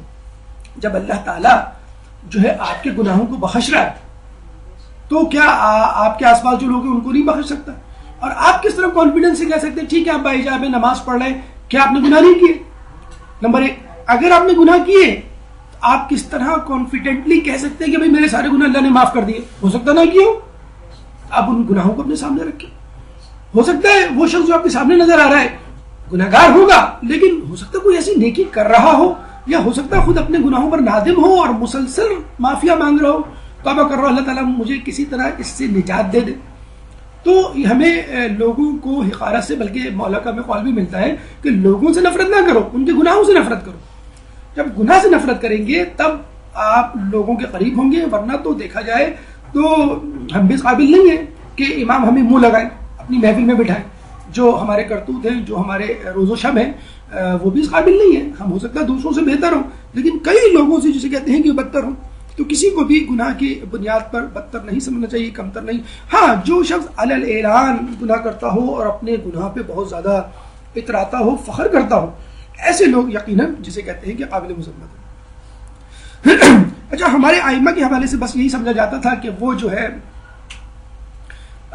علم کے حوالے سے مشغول رہتے ہیں, عبادت میں مصروف رہتے ہیں, ان کو دنیا کا کیا پتہ. مثلا اگر ان کے ہاتھ میں تلوار دے دی جائے تو یہ کچھ نہیں کر پائیں گے, گھوڑے پہ بٹھا دیا جائے تو آگے ایک قدم آگے نہیں بڑھا پائیں گے. تو جب بادشاہ نے وقت یہ دیکھ لیا کرتے تھے کہ علمی میدان میں تو ہم ائمہ کو نہیں بچھاڑ سکتے, تو چلو ان سے کوئی ایسا کام لیا جائے, ان کو کسی ایسی مشکل آزمائش میں ڈالا جائے جو عموماً ان کی روٹین کا حصہ نہ ہو, روز و شب میں وہ کام کرتے ہی نہ ہو. تو ایک گھوڑا تھا مستعین کے پاس جو بہت زیادہ اسے کہتے ہیں کہ بدکا ہوا گھوڑا تھا, کسی کے کنٹرول میں نہیں آتا تھا. کسی وزیر نے مشورہ دیا کہ آپ امام کو کہیں کہ اس کو سدھائے, امام اس کو قابو میں کرے. قابو میں کر لیا تو ٹھیک, اگر نہیں کیا نعوذ باللہ تو گھوڑا ان کا کام تمام کر دے گا. نعوذ باللہ نعوذ باللہ. کہ امام کو بلایا, امام نے کہا کہ تم خود گھوڑے پہ بیٹھ جاؤ اور انشاءاللہ یہ گھوڑا تمہیں کچھ نہیں کہے گا. اس نے کہا نہیں, میں تو نہیں بیٹھوں گا, آپ بیٹھے. امام گھوڑے پہ بیٹھے, پھر امام نے جو ہے گھوڑے کو ہکایا, گھوڑا آگے پیچھے گیا, دوڑایا, حرکت دی, کچھ بھی گھوڑے نہیں کہا, جیسے برسوں سے ان کے ساتھ رہا. وہ بڑے پریشان ہوئے, بادشاہ اس کے وزیر. امام نے کہا کوئی اور کام؟ انہوں نے کہا کہ نہیں, ہمارے خیال میں یہ گھوڑا آپ خود لے جائیں, کیونکہ ہمارے گھوڑا یہ ہمارے کسی کام کرے گا. امام جو ہے وہ جسے کہتے ہیں کہ گھوڑا اپنے ساتھ لے گئے. تو یہ جو امام کا ایک میسج ہے اس میں کہ دیکھو حیوان تک میرے تابع ہیں, تم انسان ہو کہ میری اطاعت نہیں کرتے. اسی طرح ایک دفعہ امام کو جب زندان میں رکھا گیا تھا تو شیر چھوڑ دیے گئے تھے ان کے قید خانے میں, نعوذ باللہ, کہ وہ امام کا کام تمام کرتے. کہتے ہیں کہ تمام شیر امام کی قدم بوسی کرنے لگے, ان کے قدم چومنے لگے, ان پہ کیا حملہ کرتے. درندے, حیوان, چرند پرند امام کے اطاعت گزار. یہ انسان ہے جو امام کو نہیں پہچانتا, یا پہچانتا ہے تو ہوائے نفس کی وجہ سے امام کی اطاعت کرنے سے گریز کرتا. طبیب یگانہ, دیکھیں امام کے پاس ماشاءاللہ ہر قسم کی خصوصیت, ہر قسم کا خزانہ موجود ہے. یہ ہم ہیں جو بعض وقت شرماتے ہیں, گھبراتے ہیں, امام سے اپنی مشکل بتاتے ہیں, حاجت بتاتے ہیں. ایک دفعہ ایک صحابی کو بخار ہوا, اور وہ بخار کون سا تھا, 34ویں دن کا بخار, یعنی ہر 4 دن ہوتا تھا. اس کو ہم کیو فیور کہتے ہیں, کوارنٹائن فیور. اس کی بہت ساری وجوہات, علامات ہوتی ہیں. تو امام نے اس کو کہا کہ تم اس آیت کو تعویذ بنا کر گلے میں ڈال دو, انشاءاللہ اس کا بخار رفع ہو جائے گا. یا نارو کونی بردن و سلاما علی ابراہیم, اے نار, اے آگ, ٹھنڈی ہو کر ابراہیم کے لیے سلامتی کا باعث بن جا. اور جب اس شخص نے یہ کیا تو اس کا جو ہے وہ بخار اتر گیا. اچھا, ابھی ریسنٹلی ہم نے ٹی وی میں ایک خبر آئی, وہ کسی نے ہمیں بھیجی اس کی کلپ کہ کراچی میں غالباً پاکستان میں کسی ہاسپٹل میں سورہ رحمان کی آئی سی یو میں تلاوت کی جا رہی ہے اور آئی سی یو میں موجود ایڈمٹ لوگوں کو سورہ رحمان سنائی جا رہی ہے اور یہ ریکارڈ پہ بات آ رہی ہے ہاسپٹل کے کہ سورہ رحمان کے سننے سے لوگوں کی جو ہے طبیعت میں بڑا افاقہ ہو رہا ہے. اچھا یہ بات بھی بتا دوں کہ خود مغرب میں میوزک کے ذریعے لوگوں کو صحت یاب کیا جاتا ہے, یعنی ان کا موڈ ٹھیک کیا جاتا ہے, نعوذ باللہ. تو مجھے یہ بتلا دیجئے جو قرآن کی قرأت سن لے, جسے کہتے ہیں کہ دل و جان سے یکسو ہو کر اور خلوص نیت کے ساتھ یقین کریں کہ اس کا دل میوزک میں نہ لگے. کہتے ہیں کہ پانی کے گرنے سے, آبشاروں سے, چرندوں کی پرندوں کی جسے کہ چہچہاہٹ سے خود جنت میں ایسی آوازیں پیدا ہوں گی کہ موسیقی سے کہیں زیادہ دل لبھانے والی ہوں گی. تو سورہ رحمان اور خود قرآن کی سورہ کی تلاوت انسان کی طبیعت کو یقیناً ہلکا کر دیتی ہے. تو اگر آپ کو سہارا لینا ہے تو ایسی آوازوں کا سہارا لیں کہ جو نہ صرف جائز ہیں بلکہ باعث ثواب بھی ہیں. امام وقتاً فوقتاً جو لوگ سوالات پوچھا کرتے تھے ان میں آیات قرآن کی تفاسیر بھی شامل ہوتی تھی اور اس کثرت سے امام نے تفاسیر کی تشریح کی ہے, آیات کی تفاسیر بیان کی ہے کہ لوگوں نے باقاعدہ ان کو جمع کر کے کتاب بنا لی اور اس کتاب کا نام مشہور ہو گیا تفسیر عسکری کا, تفسیر امام حسن عسکری. حالانکہ خود انہوں نے کوئی بک نہیں لکھی, تفسیر نہیں لکھی, نہ ہی اپنے اصحاب کو ڈکٹیٹ کروائی, املا کروائی. لوگوں نے ان کی بیان کردہ تفاسیر کو جمع کر کے, تشریحات کو جمع کر کے خود ایک کتاب بنا ڈالی, اس کا نام تفسیر امام حسن عسکری. الگ سے کوئی تفسیر نہیں ہے اور یقیناً ایسا ہونا بھی چاہیے. حدیث ثقلین یہی کہتی ہے کہ میں تمہارے درمیان دو گرا قدر چیزیں چھوڑے جا رہا ہوں, ایک کتاب اللہ اور ایک میرے اہل بیت. کیوں کہ کتاب اللہ کبھی بھی اہل بیت کے بغیر سمجھ میں نہیں آ سکتی. فاسألوا اہل الذکر, پوچھ لو اہل ذکر سے. کون اہل ذکر؟ یعنی اہل بیت. یہیں سے نفی قیاس کی جسے دلیل پیدا ہوتی ہے کہ انسان کو قرآن کی تشریح کرتے ہوئے اپنے تئیں کوئی بات یا مطلب اخذ نہیں کرنا چاہیے. آج کل ایک فیشن عام ہوتا جا رہا ہے لوگوں میں, ایک اہم توجہ کہ بھئی اگر آپ عربی سیکھ لیں تو بس آپ قرآن خود سمجھ لیں گے. اگر قرآن کا سمجھنا عربی بولنے اور سمجھنے پر موقوف ہوتا تو عرب ممالک میں تمام افراد مفسر قرآن ہوتے. اگر کسی کو انگلش آتی ہے تو کیا وہ میڈیکل بکس پڑھ کر ڈاکٹر بن سکتا ہے؟ یقیناً نہیں. تو فقط عربی نہیں, عربی کے علاوہ بھی بہت سارے علوم ہیں جو قرآن سے متعلق, ان کو سمجھ کر پھر کہیں جا کر آپ قرآن کی آیات کو سمجھنے کے قابل ہوتے ہیں. اگر آپ کو قرآن سمجھنا ہے تو اہل بیت کو سامنے رکھتے ہوئے, بالکل ایسا ہی ہے کسی کتاب کو پڑھنے کے لیے استاد کی ضرورت ہوتی ہے, اسکول کالج یونیورسٹی جانا ہوتا ہے, مدرسے آنا ہوتا ہے, اسی طرح قرآن کو سمجھنے کے لیے بھی آپ کو استاد کی ضرورت ہے اور وہ استاد ہے اہل بیت. اہل بیت کی تشریحات, توضیحات اور تفاسیر کے بغیر قرآن کی آیت کو سمجھنا بالکل ایسا ہی ہے کہ آپ جو کسی گمراہی کی طرف بڑھ رہے ہیں. یہی وجہ ہے کہ قرآن ایک ہونے کے باوجود آپ مسلمانوں میں 73 فرقے دیکھیں گے. اور یہی وجہ ہے کہ جب رسول اللہ نے کہا تھا کہ قرآن اہل بیت یا علی کے ساتھ ہے اور علی قرآن کے ساتھ ہے اور یہ اس وقت تک جدا نہیں ہوں گی جب تک حوصر پاسر پہ مجھ سے ملاقات نہ کر لیں. یعنی ہمارے اہل بیت خود محافظ قرآن ہیں, محافظ اسلام ہیں. اسحاق بن کندی ایک فلسفی تھا عراق کا کہ جس نے قرآن میں نعوذ باللہ غلطیاں نکالنے کی جسارت کی اور یہ کہا کہ قرآن میں تناقضات ہیں, یعنی کانٹرڈکشنز ہیں. ایک آیت کچھ کہہ رہی ہے, ایک آیت کچھ کہہ رہی ہے. تو اس نے جمع کیا ان آیات کو کہ جن کے مفہوم بظاہر, حقیقت میں نہیں, بظاہر ایک دوسرے کے خلاف جاتے تھے. اس نے کہا میں کتاب لکھوں گا اور بتلاؤں گا مسلمانوں کو کہ یہ کتاب تمہاری غلطیوں پر مشتمل ہے. امام کے صحابی تھے. امام نے کہا کہ میں نے سنا ہے کہ تم, اچھا وہ صحابی اسحاق بن کندی کا بھی شاگرد تھا کیونکہ فلسفے کا بہت بڑا استاد تھا اس زمانے میں. تو امام نے کہا کہ تم اپنے استاد کو منع کیوں نہیں کرتے کہ وہ اپنی سرکت سے باز آ جائے. شاید نے کہا کہ میرے پاس اتنا علم کہاں کہ میں اپنے استاد کو دلیل کے ذریعے قائل کر سکوں کہ تم کام کر رہے ہو وہ غلط ہے. امام نے کہا تو مجھ سے فقط یہ کہو کہ اگر صاحب کتاب یعنی خداوند تعالی خود تمہارے سامنے آ کر یہ کہے کہ جو مطلب تم نے اس آیت کا نکالا ہے وہ یہ نہیں, یہ ہے, دوسرا کوئی مطلب ہے, تو تم یقین کر لو گے. اگر وہ کہے کہ نہیں تو پھر اس سے کہنا کہ کہ پھر تم یہ کیسے کہہ سکتے ہو دعوے سے کہ جو کچھ تم نے سمجھا ہے وہ سب کچھ صحیح ہے تمہارے نزدیک؟ وہی جواب لے کر اپنے استاد اسحاق بن کنتی کے پاس گیا اور بالکل اسی طرح سوالات کو اس کے سامنے رکھا، اور جب یہ پوچھا کہ اگر صاحب کتاب یعنی خداوند متعال تمہارے سامنے آ جائے اور یہ کہے کہ جو کچھ تم نے سمجھا ہے وہ غلط ہے بلکہ یہ ہے جو میں کہہ رہا ہوں کیونکہ میں نے کتاب لکھی ہے، تو اسحاق بن کنتی نے کہا یہ بات تو ہے، خداوند تعال خود جو ہے وہ صاحب کتاب ہے، اگر وہ خود کہے کہ یہ مطلب ہے یہ نہیں ہے، جیسے شاعر ہوتا ہے شعر لکھتا ہے، اب ایک ایک شعر کے آپ 4 مطلب نکالتے ہیں، امتحان میں لکھ کے بھی آتے ہیں، تو بعد میں 5واں مطلب بھی لکھ دیتے ہیں کہ میرا بھی جو ہے میں جو سمجھا ہوں اس شعر سے وہ یہ ہے، آپ لکھ سکتے ہیں، لیکن شاعر بہتر طور پہ جانتا ہے کہ اس شعر کا کیا مفہوم ہے۔ تو اسحاق بن کنتی نے کہا یہ بات تو ٹھیک ہے، اگر صاحب کتاب خود کہہ دے کہ بھئی یہ مطلب ہے تو مجھے ماننا پڑے گا کیونکہ اس نے خود لکھی ہے، اس کے ذہن میں کیا تھا لکھتے ہوئے، میں کیا کہہ سکتا ہوں۔ پھر اسحاق بن کنتی نے کہا یہ بتاؤ یہ جواب تمہارے ذہن میں آیا کیسے؟ تو اس نے کہا کہ پہلے تو اس نے بہت چھپا نہیں، یقیناً کسی اور نے تمہیں یہ بات بتائی، اس نے پھر امام کا نام لیا، اس نے کہا یقیناً امام ہی میری بات کا جواب دے سکتے، اس کے بعد اس نے اپنی کتاب کو جلا ڈالا۔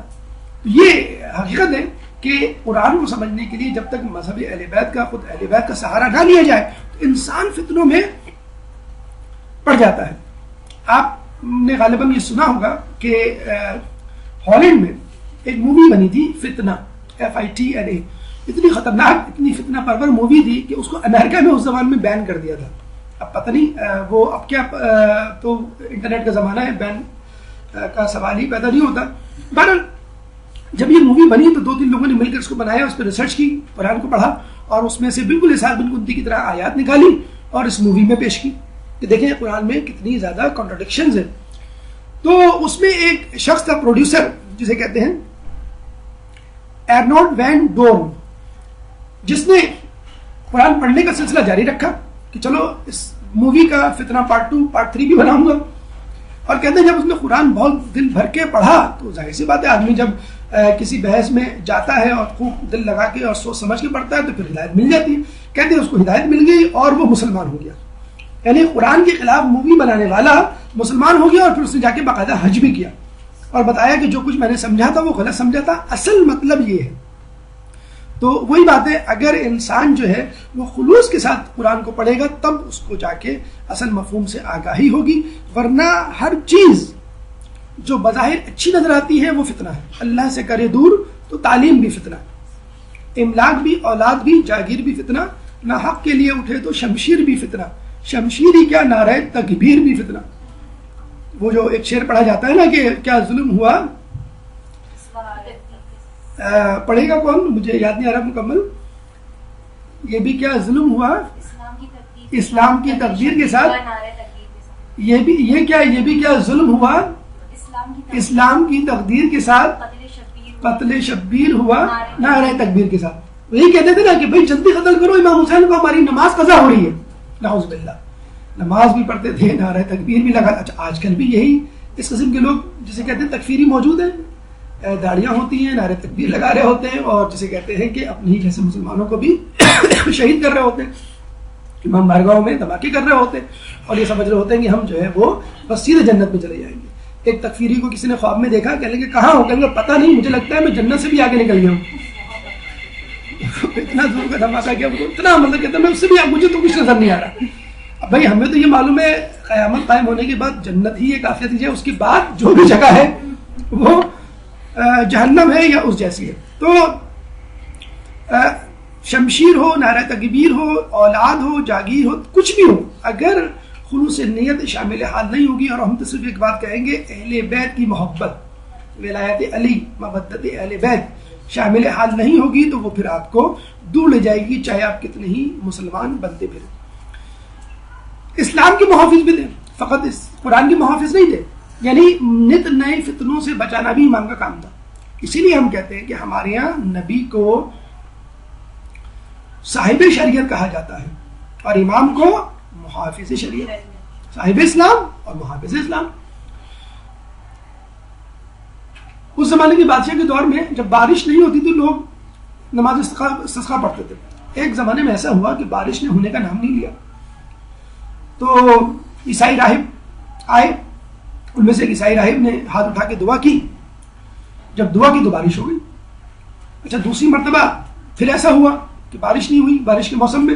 پھر اسی عیسائی راہب کو بلایا گیا, اس نے ہاتھ اٹھا کے دعا کی, پھر بارش ہو گئی. تو لوگ جو ہے عیسائیت کی طرف مائل ہونا شروع ہو گئے. اچھا بادشاہ کے وزیروں نے بادشاہ کو یہ کان میں ڈالا کہ اگر اس طرح لوگ عیسائیت اختیار کرتے رہے تو پھر تمام ملک اسلام چھوڑ بیٹھے گا اور پھر تمہارے تخت پر تمہاری جگہ کوئی عیسائی نظر آئے گا. بادشاہ بڑا پریشان ہوا, کیا کرے. اب ظاہر سی بات ہے کہ دین کو دنیا کو بچانے والا ہمارا امام ہی ہے. امام کو زندان سے بلایا گیا کہ آپ اس کا مسئلے کا حل ہمیں دیں. امام نے کہا کہ جب یہ راہب دعا کرے تو مجھے اس کے پاس لے جانا. راہب نے جب دعا کی تو امام نے غور سے اس کے ہاتھوں کی طرف دیکھا کہ کچھ چھپا رہا ہے. امام نے کہا کہ یہ بتاؤ تمہارے ہاتھ میں کیا ہے. بڑی مشکل سے اس نے ظاہر کیا, پتہ چلا کہ وہ ایک ہڈی تھی. امام نے کہا کہ یہ ہڈی مجھے دو اور اس کے بعد دعا کرو. راہب نے ایسے ہی کیا تو پھر بارش نہیں ہوئی. پھر امام نے اس کا جھوٹ لوگوں پہ آشکار کیا اور یہ کہا کہ یہ دراصل ایک پیغمبر کی ہڈی ہے جس کے وسیلے سے یہ دعا مانگتا ہے اور اس کی دعا قبول ہوتی ہے.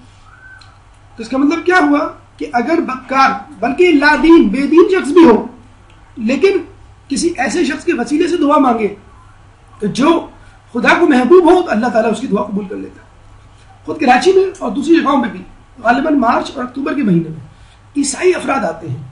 باقاعدہ یہاں پہ YMCA گراؤنڈ اور مختلف گراؤنڈز پہ ان کا جو ہے وہ جلوس جلسہ ہوتا ہے.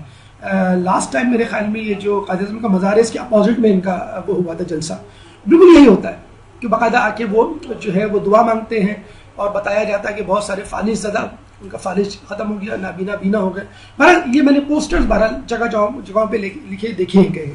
اگر ایسا ہوتا ہے تو ہمارے عقیدے کے مطابق یقیناً اس میں کوئی وسیلہ جسے کہتے ہیں کہ اہل بیت کا یا کوئی ایسا وسیلہ کہ جو شخصیت اللہ کو محبوب ہو وہ موجود ہوتی ہے. خود خلیفہ دویم کہتے تھے رسول اللہ کے بعد کہ ابن عباس کو بلاؤ جب بارش کا موسم ہوتا تھا اور بارش نہیں ہوتی تھی. کیوں؟ وہ کہتے تھے کہ ہم جب آپ کے جد زندہ تھے تو ان کو وسیلہ بنا کر اللہ سے بارش کی دعا مانگتے تھے, اب آپ ان کی اولادوں میں سے ہیں تو ہم چاہتے ہیں کہ آپ ہی کو وسیلہ بنائیں. تو اسلام میں بھی وسیلہ ہے, قرآن میں بھی وسیلے کا تذکرہ ہے. وسیلے سے اگر کوئی دعا مانگی جائے تو نہ صرف صحیح بلکہ غلط آدمی کو بھی خدا سے کچھ نہ کچھ مل جاتا ہے. اسی طرح لوگ جو ہیں امام کو آزمانے کے لیے علمی اعتبار سے نہیں کچھ ایسے انداز سے جسے کہتے ہیں اپناتے تھے جس میں کرامت کا بھی عمل دخل نہ ہو. کوئی ایسی ٹیکنیک, کوئی ایسا ہنر جو کسی کو آتا ہو یا نایاب ہو وہ امام کے سامنے پیش کرتا تھا تاکہ امام جو ہے زچ ہو جائے اور کہتے بھائی مجھے تو یہ نہیں آتا. ایک شخص نے بغیر روشنائی کے خط لکھا, غالباً ہمیں نہیں معلوم, یہ کنفرم آپ کر لیے گا, پیاز کے جوس عرق سے اگر کچھ لکھا جائے تو وہ نظر نہیں آتا.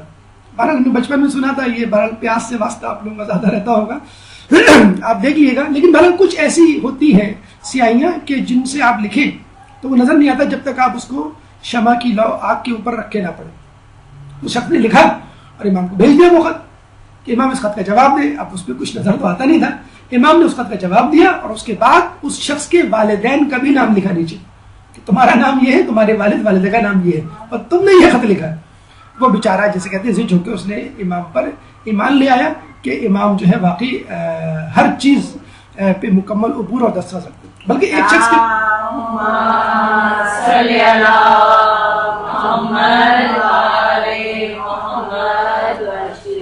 یہ واقعہ درس تو نہیں ہے, یہ واقعہ بھی ہم نے پڑھا تھا, بہار الانوار میں موجود ہے کہ ایک دفعہ ایک شخص نے عجیب و غریب دیکھیے طریقے ہوتے ہیں امام کو آزمانے کے. امام آئے رہے تھے, ٹوپی پہنے ہوئے تھے. اس شخص نے کہا کہ اس نے اپنے دل میں کہا, مذہب اہل بیت کا ماننے والا نہیں تھا, اس نے اپنے دل میں کہا کہ اگر امام نے آتے ہوئے مجھے دیکھ کر اپنی ٹوپی اپنے سر سے اتار لی تو میں سمجھ جاؤں گا یہ امام ہے. صرف اپنے دل میں سوچا, اس نے کسی کو نہیں بتایا, صرف اپنے دل میں سوچا. امام آ رہے تھے اپنے اصحاب کے ساتھ اور وہ شخص بیٹھا ہوا تھا, امام کو نہیں مانتا. اس نے کہا کہ اگر بس امام آئے اور مجھے دیکھا اور ٹوپی اتار لی تو میں سمجھ جاؤں گا میرے دل کی بات ان کو پتہ چل گئی اور یہ امام ہے. امام آئے, انہوں نے مسکرا کے ٹوپی اتاری اور فوراً جا کے اس نے ہاتھ چوما. لوگ نے کہا خیریت تو ہے, تم ایک دم سے شیعہ کیسے ہو گئے, ایک دم سے امام کی مان نکلے, بس میں نے ابھی دل میں سوچا تھا فقط. اور امام نے اپنی ٹوپی اتار دی صرف مجھے بتانے کے لیے ہم تمہارے دلوں کا حال تک جانتے ہیں. اسی طرح امام کے ایک صحابی تھے ابو ہاشم, وہ آپ کے پاس آئے. اچھا دیکھیے امام جو ہے کیا کیا کرتا تھا, کیا کیا نہیں تھا. امام ہمارے لیے دین بھی تھا, ہمارے لیے دنیا بھی تھا, ہمیں عقل بھی دیتا, ہمیں پیسے بھی دیتا, جیسے کہتے ہیں سب کچھ دیتا. تو ابو ہاشم آئے, کہنے لگے کہ میرے پاس کچھ قرض چڑھا ہوا ہے, تو آپ کچھ اگر کر دیں. تو امام نے جو ہے وہ ہاتھ لگایا, یا جیسے کہتے ہیں اپنا تازیانہ کسی کو چھوا, کسی زمین کے کسی حصے کو, تو وہ پتھر جو ہے وہ سونا بن گیا. کہا کہ ابو ہاشم تم اٹھا لو. وہ اٹھا کے لے گئے, اور جب اس کو تولا, اس کو بیچا, ایگزیکٹلی ان کے قرض کے برابر رقم ملی ان کو. اچھا, پھر اسی وقت خیال آیا اسی دن کہ میرے پاس سردیوں کے کپڑے نہیں, گرم کپڑے نہیں, لیکن امام سے مانگتے ہوئے شرم آتی ہے. اب قرض تو مانگ لیا, اب یہ چیز بھی مانگوں کیا؟ امام نے کہا, ان کے کہنے سے پہلے, ابو ہاشم کہنے سے پہلے تازیانہ زمین پہ لگایا, کہا اٹھا لو. جب اٹھایا تو چاندی, جب اس کو جا کے بیچا, اور جسے کہتے ہیں کہ اتنے ہی رقم ملی جتنی سردیوں کے کپڑے خریدنے کے لیے ضروری تھی. امام سے آگے امام کا شکریہ ادا کیا. امام نے کیا کہا کہ ابو ہاشم ہم سے کچھ مانگنے میں تکلف نہ کیا کرو. اچھا, ہم بڑے تکلف سے کام لیتے کہ امام سے کیا کیا مانگے, صحت مانگے, امام سے دین مانگے, امام سے جنت مانگے. اب کیا مطلب BC کے پیسے بھی مانگے؟ عید آ رہی ہے, بچوں کے کپڑے خریدنے, اس کے کپڑے بھی مانگے, مطلب اس کے بھی پیسے مانگے. نہیں, دیکھیں شرمانے کی بات نہیں ہے. آپ اپنے ابو امی سے پیسے مانگتے نا, امی آئس کریم کھانے کا جی چاہ رہا ہے, 25 روپے دے دیں. ارے 20 روپے تو پہلے دے, امی آئس کریم مہنگی ہو گئی, 25 روپے کی. آپ مانگتے ہیں نا 5 روپے, 10 روپے, 50 روپے. تو اللہ تعالیٰ سے مانگنے میں کیا ہے؟ اور اللہ تعالیٰ کے بنائے ہوئے نمائندوں سے جن کے ہاتھوں میں اللہ تعالیٰ نے شفاعت رکھی ہے, دنیا رکھی ہے. اور دیکھیں یہ بھی نعوذ باللہ ایک طرح کا تکبر ہے. اگر آپ کہیں مانگوں گا تو میں بڑی چیز مانگوں گا, جنت مانگوں گا, یہ کیا چھوٹی موٹی چیز مانگنا؟ یعنی مطلب آپ کہنا چاہ رہے ہیں کہ آپ باقی چیزیں خود ٹیکل کر لیں گے, یعنی آپ اتنے اس قابل ہیں کہ دنیا میں زندگی میں آنے والی مصیبتوں اور مشکلات کو خود سہ لیں گے, کوئی مسئلہ نہیں. مجھے بتائیے دنیا میں کون ایسا شخص ہے, بادشاہ نے وقت تک یہ نہیں کہہ سکتے, جسے کہتے ہیں کہ ہر کام میری مرضی سے ہوگا. دعوت میں بھی بلایا جاتا تو وہ یہ کہتے ہیں کہ کھانا تگڑا نہیں تھا. تو حالانکہ بہت بڑے پریزیڈنٹ ہیں, اتنے بڑے, لیکن پھر بھی جو کھانا نہیں پسند آیا, تو کس نام کے, کس بات کے آپ بادشاہ پریزیڈنٹ کے, آپ کو اپنے مطلب کا کھانا تک نہیں ملتا. تو یہ حقیقت ہے کہ آدمی کی جو ہے وہ ضرورت نہیں پوری ہوتی. اب کچھ بھی طرف خان, اوباما سے بھی پوچھ لیں, اسامہ سے بھی پوچھ لیں, اوباما سے بھی پوچھ لیں, دونوں کہیں گے نہیں یار ہماری جو ہے وہ خواہش پوری نہیں ہوتی. عبداللہ جو گزرا ہے اس سے بھی پوچھ, لیکن وہ بھی کہیں گے ہاں ہزاروں خواہشیں ایسی کہ ہر خواہش میں تب نکلے, بہت نکلے میرے ارمان, لیکن پھر بھی کب نکلے. تو کوئی دعویٰ نہیں کر سکتا میری تمام خواہشیں پوری ہو سکتی ہیں اور میں خود مینیج کر لوں گا, کوئی مینیج نہیں کر سکتا. یہ بھی تکبر کی نشانی ہے. اگر اپنے امام سے اور اپنے, ابھی ہم زیارت کے حوالے سے بتائیں, ہمارے ایک دوست تھے, کہنے لگے کہ یہ کارواں والے 4 دن سے ڈبل روٹی دے رہے ہیں, کھا کھا کے ہم تک گئے, ہمیں روٹی چاہیے, روٹی, ڈبل روٹی نہیں چاہیے. حالانکہ ڈبل تھی, کہ نہیں ہمیں روٹی چاہیے فقط.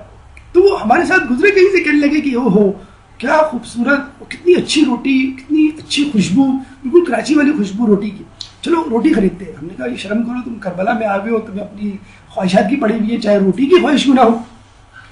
کہہ لیں گے ہاں یار یہ تو ہے. میں نے کہا, اب ہم نے کہا کہ بھائی دیکھیں آپ کی قسمت میں ہوگی, مل جائے گی, فکر نہ کریں. وہ جیسی ہوٹل پہنچے 15 منٹ بعد دوپہر کے کھانے میں وہی روٹیاں موجود ہیں. تو یہ جسے کہتے ہیں کہ اللہ تعالیٰ خواہش پوری کرتا ہے. آپ جب جاتے ہیں نجف سے کربلا تو آپ نے دیکھا ہوگا پیدل جاتے ہیں. اچھا, مجھے ایک صاحب واقعہ سنا رہے تھے, کہنے لگے کہ یقین کیجئے کہ وہاں جو مانگو مل جاتا ہے. سوجی کا حلوہ مانگو, سوجی کا حلوہ ساتھ میں. ہم نے کہا کہ آپ سوجی کے حلوے کی بات کر رہے ہیں. ہمارے ایک دوست صاحب کیا کہہ رہے ہیں, یار یہاں پہ سب کچھ مل جائے گا, مچھلی بھی مل جائے گی, سوجی کا حلوہ بھی, لیکن مجھے میری کیڈبری چاکلیٹ کون دے گا؟ وہ 2 قدم چلے, کیڈبری چاکلیٹ لے کے کوئی کھڑا ہوا. خیر میں ایڈورٹیزمنٹ نہیں کر رہا کہ چاکلیٹ کی, کٹ کیٹ بھی ہو سکتی ہے, اور کوکونٹ بھی ہو سکتی ہے, میفیئر بھی ہو سکتی ہے, ایکلیئر بھی ہو سکتی ہے. ساری چاکلیٹوں کے نام لے لیا ہم نے تاکہ آپ کو اندازہ ہو جائے کسی چاکلیٹ کے حامی نہیں. تو سب کچھ مل جاتا ہے. تو چھوٹی چھوٹی چیزیں یقین کریں, اس کی بھی دعا مانگیں, چھوٹی چھوٹی چیزوں کی, تاکہ آپ مکمل طور پہ تواضع انقیاد ساری کے مجسمے بن سکیں. یہ امام ہم آپ کے سامنے بچے ہی تو ہیں, آپ کے بچے ہی ہیں. ہم چھوٹی بھی چیز ہوگی تو بھی ہم آپ سے مانگیں گے.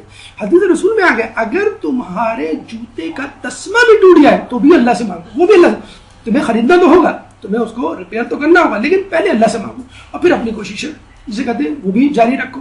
تو اللہ سے مانگے, اللہ کے بھیجے ہوئے نمائندوں سے مانگے. بہرحال تمام لوگوں سے مانگنا ایک ہی چیز ہے. اسی طرح امام کے صحابی تھے. اچھا, لوگ جو ہے وہ اس زمانے میں نہیں, اس زمانے میں بھی چیٹر ہوا کرتے تھے, کرپٹ ہوا کرتے تھے. امام کے پاس آئے, کہیں گے امام کچھ مجھے 100 اشرفیہ دے دے, 100 دینار دے دے. امام نے کہا تمہارے گھر میں 200 اشرفیہ موجود ہیں آلریڈی, وہ کیوں نہیں استعمال کرتے؟ کہیں گے امام آپ کیسی بات کر رہے ہیں,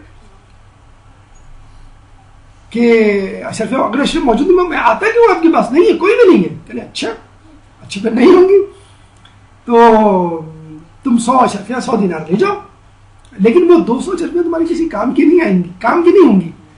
کہ امام کو کیا پتا میرے پاس کیا ہے کہ نہیں. اچھا اسی گھر میں دفینے میں یعنی زمین کے اندر گڑی ہوئی تھی، کبھی مصیبت مشکل پڑے گی تو میں نکالوں گا. اور جب مشکل پڑی تو اس نے گڑا کھودا تو پتا وہاں سے اشرفیاں غائب. تو پھر کسی گھر والوں نے بتایا کہ تمہارے بیٹے نے یہ نکال لی تھی اور ہڑپ کر گیا تھا. تو یہ بھی ہوتا ہے بعض اوقات آپ کے پاس وسیلہ موجود ہوتا ہے، آپ نہیں مانگتے. اسے کہتے ہیں نا کہ ایک شخص نجف میں گیا، نجف اشرف، اس کے بعد 50 کا نوٹ تھا، وہی دھکم پہ میں گر گیا. کہنے گے مولا 50 ہی روپے تھے، وہی گر گئے. کہنے درہم کر لیں، 50 ہی روپے تھے، 50 ہی درہم تھے، وہ گر گئے. میں اس وقت تک آپ کو اپنا مولا نہیں مانوں گا جب تک آپ مجھے 50 روپے نہیں دیں گے، مجھے تو چاہیے ہی 50 روپے. تو پھر ایک مرتبہ اس کو دھکا لگا، وہ نیچے گرا، وہ پتہ لگا 50 روپے نظر آ گئے، فوراً اٹھا کے رکھ لیے. مولا یہ تو میرے تھے، آپ اپنی طرف سے دیں، یہ تو میرے ہیں، آپ میں نے تو دعا مانگی تھی، آپ دیں.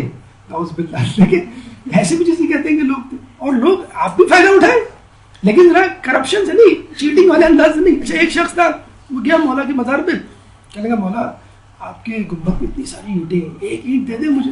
ایک اینٹ اسی وقت گری نیچے، وہ اٹھا کے لے گیا. جیسے جانے لگا لوگوں نے پکڑ لیا، کیا لے کے جا رہے ہو؟ کہنے یہ مولا نے دی. کہنا کیسے مولا؟ کہا کہ کیسی بات کر رہے ہو تم، بہت بڑے تم ولی ہو، مولا نے تمہیں سونے کی اینٹ دے دی، وہ بھی خود گر گئی تمہارے قدم میں.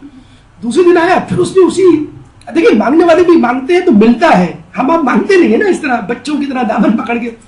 اس نے کہا مولا پلیز مطلب مہربانی کر کے مجھے اینٹ دے دیں، یہ لوگ دے جانے نہیں دیتے لیکن آپ دے دیں، اس دفعہ میں لے جاؤں گا کسی طرح چھپا ہوا کے. اور اینٹ گری، اس نے پکڑی، فوراً بھاگ کے جانے لگا.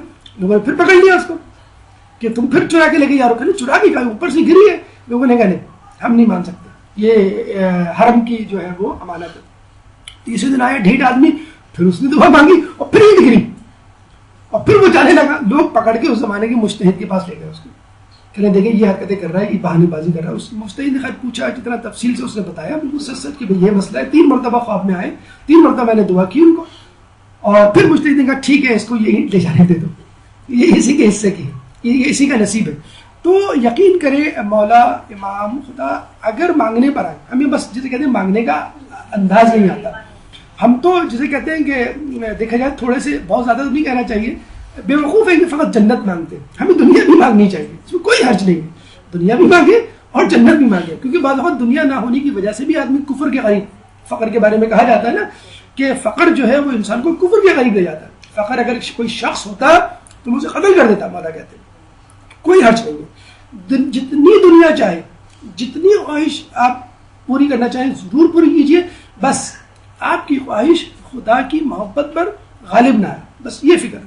مولا فرماتے ہیں نا کہ آدمی کو زندگی میں دنیا میں اس طرح رہنا چاہیے جیسے کشتی پانی میں، جب تک کشتی پانی کے اوپر رہتی ہے انسان محفوظ رہتا ہے، جب پانی کشتی کے اوپر آتا ہے پھر انسان ڈوب جاتا ہے. دنیا کی محبت میں گرفتار ہوئی ہے، بالکل دنیا سمیٹیے، جمع کیجیے، بہت زیادہ جمع کیجیے، لیکن اس میں پڑھنے سے گریز کیجیے، یعنی آپ کے واجبات کی ادائیگی میں اور خدا کی محبت میں وہ آڑ نہ بنے.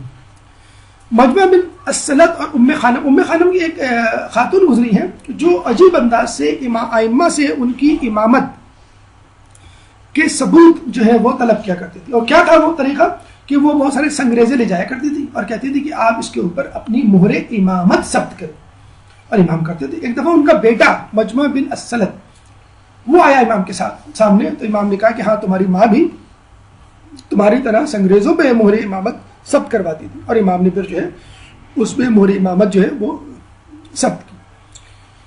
جب راہب کی دعا اور راہب کا کردار ایکسپوز ہوا اور امام نے مجمع عام میں، جس میں عیسائی بھی تھے مسلمان بھی تھے، اس کو بے نقاب کیا، تو لوگوں نے یہ جانا کہ اصل مذہب کیا ہے اور اصل رہنما کون ہے، اور امام کی طرف رجوع کیا. پہلے لوگ عیسائی ہونے تھے، اب مذہب تشیع کی طرف رخ کرنے لگے، غیر شیعہ سے شیعہ ہونے لگے. اب تو جسے کہتے ہیں کہ بادشاہ وقت بہت ہی زیادہ پریشان ہوا کہ پہلے لوگ عیسائیت کی طرف جا رہے تھے، اب تشیع کی طرف جا رہے ہیں، جو خود ہمارے لیے بہت بڑا دشمن ہے، بہت بڑی رکاوٹ ہے ہمارے لیے.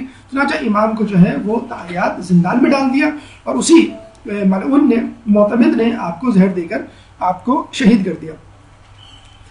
اور یہ امام چھٹے امام کا قول بھی ہے واللہ ما منا الا مقتول شہید، واللہ ہم مقتول شہید ہوں گے، یعنی تمام امام جو ہے وہ شہید ہوئے ہیں۔ تو یہ امام کی شہادت دی، یہ امام کا روزہ جس میں آپ کو 4 قبریں مل رہی ہیں، ایک تو خود امام کی، ایک ان کے والد امام نقی علیہ السلام کی، اور ایک حکیمہ خاتون جو کہ امام نقی علیہ السلام کی بہن تھی، اور ایک جو ہے وہ نرجس خاتون جو امام کی زوجہ محترمہ یعنی امام زمانہ کی والدہ محترمہ۔ یہ سامرہ تھا۔ اچھا، آپ میں سے کسی کو میں تکلیف دوں گا اگر وہ کمرے میں جا کے اس کمپیوٹر کا چارجر لے آئے، تاکہ یہ آف ہونے والا ہے، میں بھول گیا تھا۔ آپ میں سے کوئی مینجمنٹ کو جا کے کہہ دے کہ اس کا چارجر دے دیں۔ ایک درود پڑھ دیں محمد بھائی۔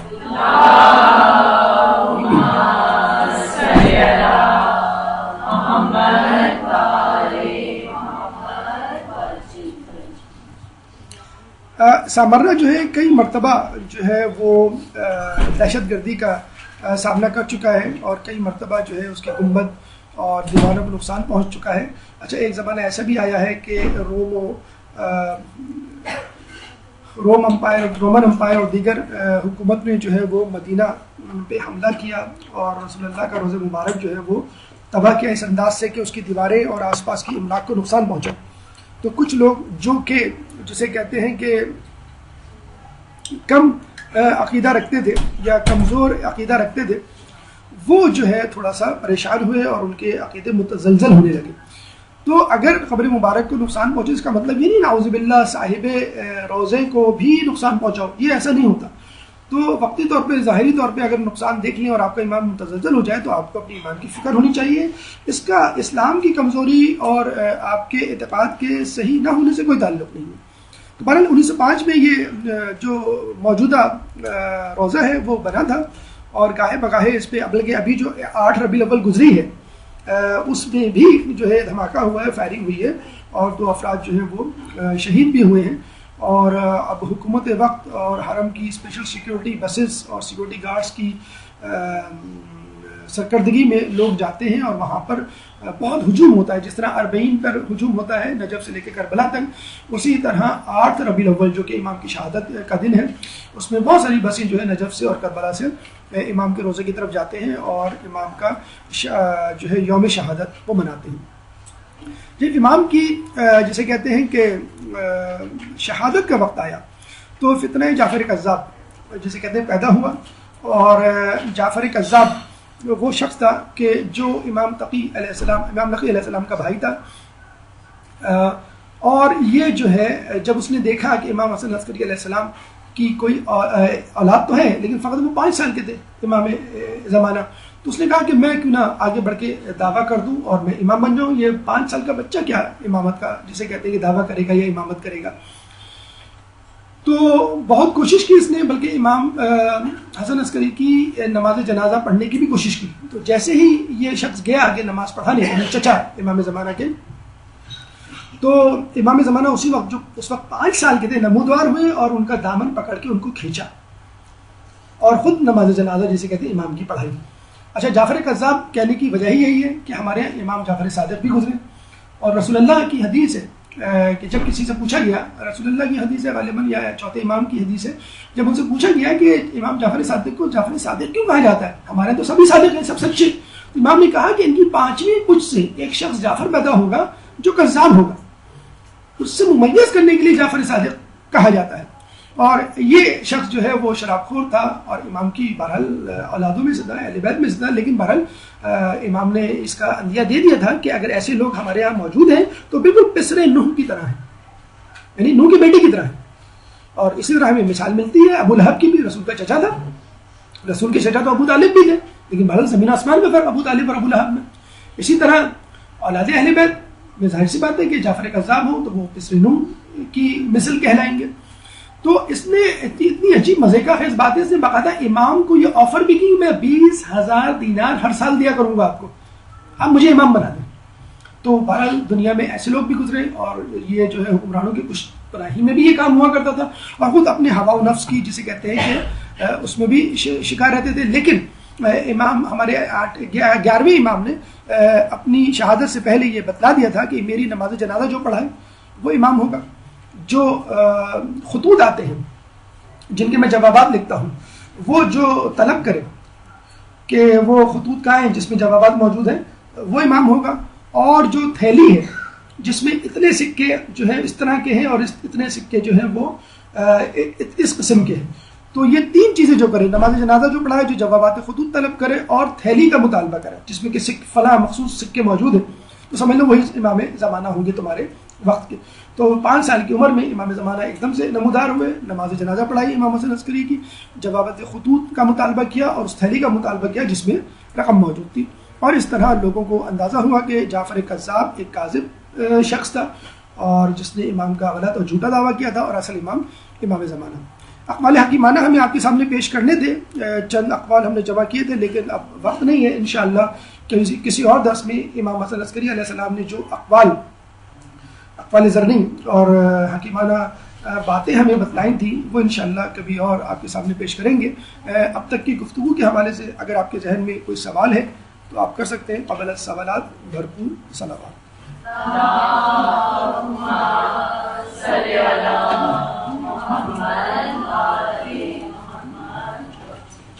جی اقوال نقوش عصمت میں ہے۔ نقوش عصمت میں بیشتر مواد موجود ہے اور کچھ بحر الانوار سے بھی لیا گیا تھا، اس کی تلخیص بحر الانوار کی آ گئی ہے مارکیٹ میں، اگر آپ چاہیں تو خرید سکتے ہیں، ہر امام کے حوالے سے اس میں مواد موجود ہے اور تقریباً 12 جلدیں ہیں اور ہر امام سے متعلق اس میں تفصیل موجود ہے۔ اور جب ہم نے نقوش عصمت کے بعد بحر الانوار کو کنسلٹ کیا تو یقین کیجئے تقریباً 80% مواد بحر الانوار کا جو تلخیص کی صورت میں موجود ہے وہ ہمیں نقوش عصمت میں آلریڈی مل گیا تھا، تو بہترین کتاب ہے، اس کا ہر لفظ ہر سطر جو ہے وہ یاد کرنے کے قابل ہے، عمل کرنے کے قابل ہے۔ نہیں میرے خیال میں اگر آپ سوالات پوچھتے تو زیادہ بہتر نہیں، ورنہ اقوال تو ہم نے تقریباً 10-12 آپ کے لیے کلیکٹ kیے تھے، اگر آپ کہیں تو اقوال ہم آپ کو 10 منٹ اور اضافی لے کے سنا دیں جو آپ بہتر سمجھیں، سوال جواب کر لیں یا اقوال ابھی سن لیں گے، بعد میں کون تو پتہ نہیں سنتے دیکھتے پڑھتے ہیں۔ جی چلیے پھر ہو سکتا ہے تھوڑا سا ٹائم زیادہ ہو جائے، کوئی ایسا مسئلہ نہیں، ایک درود پڑھ دیں۔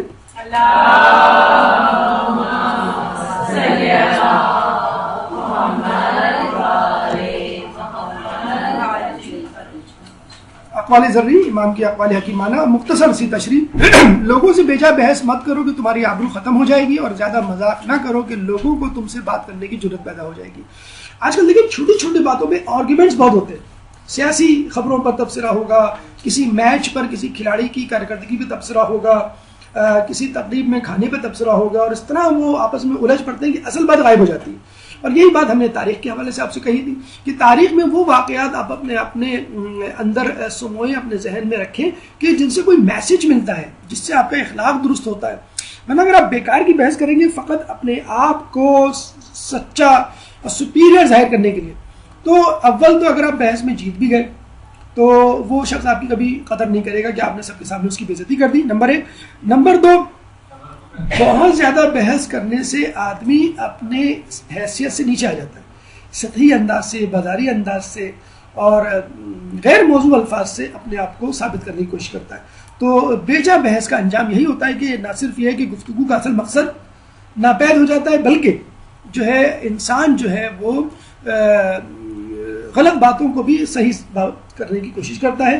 ایسے لوگوں کے لیے کہا گیا ہے کہ جو بدتمیز ہوں، بد تہذیب ہوں، جاہل ہوں، قالوا سلاما، یعنی ان سے سلام کہہ کے آگے نکل جاؤ۔ دوسرا قول، احمق کا دل اس کی زبان میں ہوتا ہے اور حکیم کی زبان اس کے دل میں ہوتی ہے۔ جو منہ میں آئے وہ بک دے، بھائی وہ بڑی بولڈ ہے بھائی لڑکی، وہ کسی کو نہیں چھوڑتی۔ اپنی پھوپھی کو ایک وقت سب کے سامنے چپ کرا دیا تھا اس نے، ارے بھائی یہ بولڈنس نہیں ہے، یہ بدتمیزی ہے۔ تو جو منہ میں آئے آپ کہہ دیں آپ کی بڑی بولڈ ہے، یہ تو مطلب یہ کہ آدمی جو ہے وہ بے حجاب ہے، آپ کہتے ہیں بھائی یہ لڑکی بڑی بولڈ ہے۔ لڑکا جو ہے وہ گالم گلوچ کر رہا ہے، آپ کہتے ہیں بھائی لڑکا بڑا بولڈ نہیں، یہ بولڈنس نہیں، یہ بدتمیزی ہے، یہ گناہ ہے جسے کہتے ہیں۔ تو احمق کا دل اس کی زبان میں ہوتا ہے، یعنی جو منہ میں آئے، جو دل چاہے آپ نے بول دیا، اس کو کہتے ہیں حماقت۔ اور حکیم کی زبان اس کے دل میں ہوتی ہے، یعنی پہلے وہ سوچتا ہے کہ میرا کہنے کا مقصد جو ہے کوئی معنی رکھتا ہے، میں جس کے سامنے کہہ رہا ہوں کہنا چاہیے، کیا یہ وقت موضوع ہے ایسی باتیں کرنے کا، خوشی کے موقع پہ غم کی باتیں، غم کے موقع پہ خوشی کی باتیں، کیا میری بات طولانی تو نہیں ہو رہی، وغیرہ وغیرہ۔ کسی غم رسیدہ کے سامنے خوشی کا اظہار کرنا ادب و تہذیب کے خلاف ہے، کوئی شخص امتحان میں فیل ہو گیا اور آپ رزلٹ کا تذکرہ لے کے بیٹھ گئے, کیا ہو بھائی تمہارا کون سا گریڈ آیا, آپ کو معلوم ہے کون سا گریڈ آیا, 4 لوگوں کے سامنے آپ پوچھ رہے ہو کون سا گریڈ آیا, اور یا جس کا جو اس کا ویک پوائنٹ ہے آپ اس کے بارے میں تذکرہ کرنے شروع کر دیے. ایک ماں نے کہا کہ بیٹا دیکھو مہمان آ رہے ہیں, ان کی ناک کے بارے میں کوئی بات نہیں کرنا. کیوں؟ مطلب بس میں نے کہہ دیا ان کی ناک کے بارے میں کچھ نہیں کہنا. جب وہ مہمان آئے تو بیٹے نے فوراً چیخ کے کہا امی آپ تو کہہ رہی تھی ان کی ناک کے بارے میں کچھ نہیں کہنا, ان کی تو ناک ہی نہیں ہے. تو اب آپ دیکھیں جان بوجھ کے وہی تذکرہ کرنا جو ان کا ویک پوائنٹ ہے. آپ جی کسی کی رنگت کے بارے میں, کسی کے دبلے پن کے, کسی کے موٹاپے کے بارے میں, کسی کی غربت کے بارے میں, کسی کے لباس کے بارے میں, یہ سب جو باتیں جو ہیں سب جسے کہتے ہیں کہ حقارت میں آتی ہیں, تہذیب و ادب کے خلاف. ان کا ایک اور قول ہے جس نے اپنے برادر مومن کو پوشیدہ طور سے نصیحت کی, اس نے اس کو آراستہ کیا, اور جس نے اعلانیہ نصیحت کی اس نے اس کے ساتھ برائی کی. بچہ جو ہے وہ اپنے بڑے کو کچھ کہہ رہا ہے تو امی نے فوراً کہا کہ بیٹا تمہیں معلوم نہیں ہے کہ سب کے سامنے نہیں بولتے, سب کے سامنے نہیں ڈانٹتے, اکیلے میں ڈانٹتے. پتہ لگے امی خود ڈانٹ رہی ہیں سب کے سامنے. تو یہ جو ہے حقیقت میں ہم لوگ بہت زیادہ جلد بازی کا مظاہرہ کرتے ہیں. آپ کبھی نوٹ کیجئے گا کتنا ہی بڑا گناہ, کتنا ہی بڑا جرم, کتنی بڑی غلطی ہو جائے آپ کی اولاد سے, اگر آپ اکیلے میں سمجھائیں گے یقین کیجئے اتنا اثر ہوگا کہ آپ خود حیران رہ جائیں گے کہ آپ نے تو توقع ہی نہیں کی تھی اتنی. اور ایک چھوٹی سی بات ہوتی ہے, آپ جو ہے وہ بچے کے دوسروں کے سامنے, آپ خصوصاً چھوٹی اولاد کو بڑی اولاد کو چھوٹوں کے سامنے آپ کہہ دیں, اب ساری سی بات وہی کہیں گے بھی اب میں بدنام تو ہو ہی چکا, اب کیا فائدہ اچھا بننے کا, اب مجھ پہ لیبل تو لگ ہی گیا. کسی شخص کا احترام اس بات کے ذریعے نہ کرو جو اس کے لیے باعث زحمت ہو. اب دیکھیں یہ سب ڈرائیور صاحب کو سلام کر رہے ہیں جاپانی انداز سے, تو یہ کوئی انداز نہیں, آپ ٹرک کے آگے سامنے کھڑے ہو گئے اور جیسے کہتے ہیں سلام کر رہے ہیں. ابھی ہم گئے تھے تو وہ کوفے کی مسجد کے جو پیش امام تھے لوگ ان کے پیچھے بڑھ گئے, آگے پیچھے گھوم رہے, چوم رہے ہیں, جسے کہتے ہیں کسی نے ان کو جو ہے وہ قلم دے دیا مجھے آٹوگراف دے دیں, اور اس طرح ان پہ پل پڑے جس طرح ہمارے یہاں جلوس میں پولیٹیشین پہ نہیں پل پڑتے. یقین کیجئے وہ غصے میں اپنا دامن چھڑا کے بھاگے. یہ کیا بدتمیزی ہے آپ لوگوں کی. تو کسی سے جسے کہتے ہیں کہ اتنا پیار و محبت کا اظہار کرنا کہ جسے کہتے ہیں وہ خود پاگل ہو جائے گا, یہ کیا بدتمیزی ہے. تو اتنا احترام, مطلب آپ نے کہہ دیا کہ سوری آپ کو ڈسٹرب کیا, سوری آپ کو جو ہے وہ ٹائم لیا, سوری آپ سے بات ہو سکتی ہے, مناسب تو نہیں ہے اس وقت آپ کو فون کرنا, لیکن ہم نے کہا پہلے آپ بات کر, لیکن ہم آپ سے پوچھ رہے ہیں آپ سے بات کریں بھائی اتنی دیر میں تو آپ بات کر کے ختم کر چکے ہوتے, آپ اتنی بڑی تبعید باندھ رہے ہیں معذرت کی اور اس کی. تو یہ انداز احترام کا بعض اوقات دوسروں کے لیے تکلیف دہ ہوتا ہے. جس رزق کی تمہیں ضمانت دے دی گئی ہے وہ تمہیں اس عمل سے نہ روکے جو تم پر فرض کر دیا گیا. ہوم ڈلیوری, پیزا کی ہو, بروسٹ کی ہو, برگر کی ہو, تکے کی ہو, بریانی کی ہو, اس بات نے اس بات کو بہرحال ثابت کر دیا ہے کہ رزق آپ کے پیچھے اس طرح آتا ہے جس طرح آپ کی موت. کسی شخص نے کہا کہ اگر میں کھڑکی دروازے بند کر کے بیٹھ جاؤں تو میرا رزق کہاں سے آئے گا؟ تو مولانا نے جواب دیا وہاں سے جہاں سے تیری موت آئے گی. تو رزق مل کر رہے گا, اس کی فکر نہ کریں, لیکن اس چکر میں ان واجبات کو نہ بھول جائیں, ان اعمال کو نہ بھول جائیں جن کو اللہ تعالیٰ نے آپ پر فرض کر دیا گیا. رزق مل کے رہے گا, فکر نہ کریں آپ, لیکن اس کے لیے حلال حرام کی تمیز نہ کھو بیٹھے. اس کے لالچ میں آپ ایمان ہاتھ سے جسے کہتے ہیں کہ نہ اپنے ہاتھ سے نکال دیں. تو اپنے واجبات کو مد نظر رکھیے, ان کو ترجیح دیجیے, ان کو فوقیت دیجیے, اور رزق آپ کو مل کے رہے گا. اس کے لیے بھی کوشش کرنی ہے. فکر سب سے زیادہ آپ کو اپنے ایمان کی ہونی چاہیے. تواضع کی ایک قسم یہ بھی ہے کہ جس شخص کے پاس سے گزرو اسے سلام کرو, اور کسی مجلس میں جاؤ تو بلند ترین جگہ تلاش کرنے کی بجائے اس سے کمتر جگہ بیٹھنے پر تیار ہو جاؤ. آخری زمانے کی نشانیوں میں سے یہ نشانی ہے کہ انسان فقط اس کو سلام کرے گا جس کو وہ جانتا ہے, ہر کسی کو نہیں کرے گا. ہم لوگ بھی یہی کر رہے ہیں, جس سے مطلب نکلتا ہے, جس سے کوئی کام ہو بس اسی کو سلام, اسی سے سلام دعا, اور باقی کو ہم بھول گئے. یہ تواضع انکساری کی ایک جسے کہتے ہیں کہ علامت ہے. نمبر 1. نمبر 2, آپ مجلس میں محفل میں جہاں جگہ ملے وہاں بیٹھ جائیں. کچھ لوگوں کو کوشش ہوتی ہے کہ ہم آگے بیٹھیں. ٹھیک ہے, اگر آپ آگے بیٹھنا چاہتے ہیں تو جلدی آئیے, تو کمتر جگہ پہ بیٹھنے پہ آنے ہو جائیں گے. اچھا, ایک دفعہ سادی صاحب نے واقعہ بھی سنایا جس سن کے ہمیں بڑی حیرت ہوئی کہ امریکہ میں ایک مسجد باقاعدہ بنائی گئی اور اس میں مسلمان افراد تھے, بہرحال اس میں آتے تھے. تو کچھ افراد نے آگے بیٹھنے کی کوشش کی تو ان کو روک دیا گیا کہ یہ ریزروڈ ہے.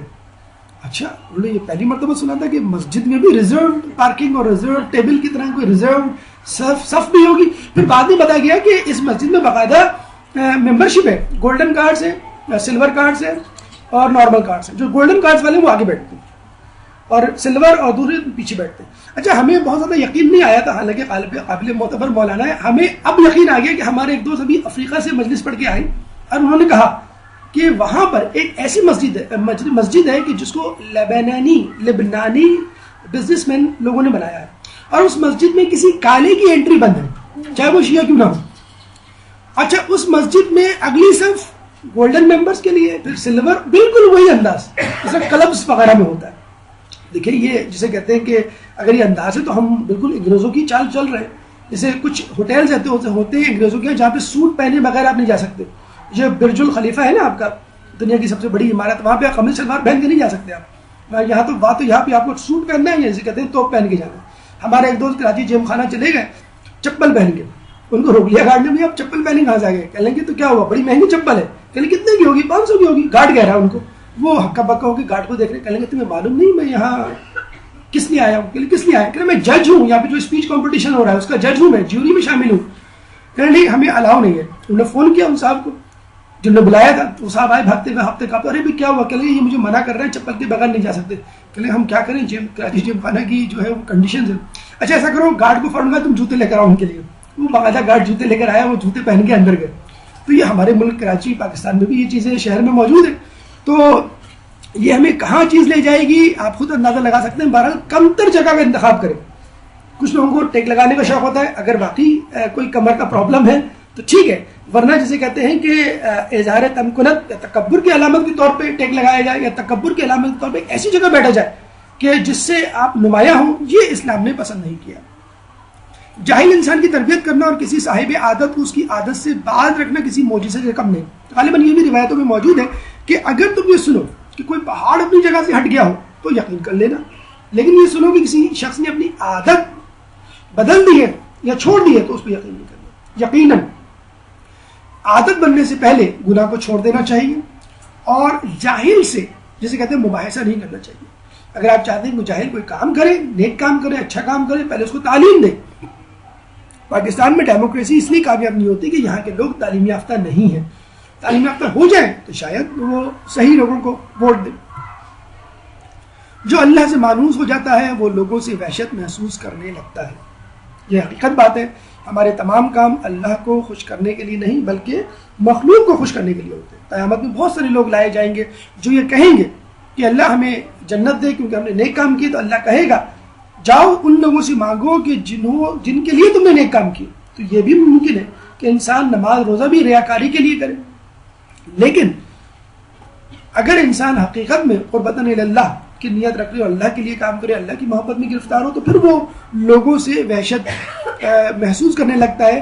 جس طرح زلیخا یوسف کی محبت میں گرفتار ہوئی، لیکن جب اللہ تعالیٰ نے یوسف علیہ السلام کو زلیخا سے شادی کرنے کا اشارہ دیا اور یوسف نے جب رجوع کیا تو زلیخا عبادت الہی میں مصروف تھی. 40 دن تک یوسف پہ نظر نہیں کی. یوسف علیہ السلام نے بعد میں کہا کہ زلیخا تم کو کیا ہو گیا؟ پہلے تو تم میرے عشق میں دیوانی تھی. تو زلیخا نے کہا پہلے میں نے تم کو دیکھا تھا، تمہارے رب کو نہیں. تو حقیقت ہے کہ جو اللہ سے مانوس ہو جاتا ہے وہ لوگوں سے وحشت محسوس کرنے لگتا ہے. ہر شے کی ایک مقدار اور حد معین ہے جس سے زیادتی نقصان دہ ہوتی ہے. یقیناً اگر عبادت کی بھی زیادتی ہو جائے تو تکبر آنے لگتا ہے. بس اوقات انسان کو اللہ تعالیٰ عبادت سے فقط اسی لیے باز رکھتا ہے کہ وہ اترا نہ جائے کہ دیکھو اس مہینے میری کوئی نماز شب قضا نہ ہو. رمضان میں پورے 2 قرآن ختم کیے میں نے، 2 قرآن وکٹری کا نشان بنا کے لوگوں کو بتا رہے ہوتے ہیں دیکھو 2 تم نے تو 1 کیا ہے. کمپٹیشن چل رہا ہوتا ہے. ہمارا بس چلے تو ایک دن 2 روزے رکھے، تم نے 30 رکھے ہم نے 60 رکھے. تو یہ ریاکاری میں جسے کہتے ہیں کہ آتا ہے کہ ہر چیز کی زیادتی اور کمی دونوں. بلکہ یہ کہا گیا ہے، مولا کا قول ہے کہ جب تمہاری طبیعتیں اکتا جائیں تو فقط واجبات پہ اکتفا کرو. تو بجائے اس کے کہ آپ پورا ایمان ہاتھ سے دھو بیٹھے اپنے ہاتھ سے، تو کم پر اکتفا کر لیں لیکن اپنے ایمان کی حفاظت کریں. مومن کے کمال ایمان کی 5 علامات آپ کو معلوم ہیں. بلند آواز سے بسم اللہ کہیں، خاک پر سجدہ کرے، داہنے ہاتھ میں انگوٹھی پہنے، دن رات میں 51 رکعت نماز ادا کرے، روزہ 40 امام حسین کی زیارت پڑھے. دن رات 51 رکعت یعنی جو نوافل ہیں ان کو ملا کر 17 واجبات ہیں 17 رکعت اور 34 جو ہے وہ نوافل ہیں. نوافل کے بارے میں سن لیجئے، جس طرح نفلی روزے واجب روزوں کی کمی پوری کرتے ہیں اسی طرح نفلی نمازیں واجب نمازوں کی کمی پوری کرتے ہیں. ہمارے یہاں بہت زیادہ اوور لک اور اگنور کیا جاتا ہے، صرف نظر کیا جاتا ہے نوافل سے، تو کم از کم جو نوافل آپ آسانی سے ادا کر سکتے ہیں، مثلا عشاء کی جو نفل ہے 2 رکعت، عموماً بیٹھ کے پڑھنے کے لیے زیادہ ریکمینڈیڈ ہے کہ آپ بیٹھ کے پڑھیں 2 رکعت، بیٹھ کے پڑھنا کوئی مشکل کام نہیں۔ فجر کی 2 رکعت فرض سے پہلے جو آپ کو دو مسئلہ پڑھنی ہوتی ہے وہ پڑھ سکتے ہیں آسانی سے، کوئی ایسا مسئلہ نہیں۔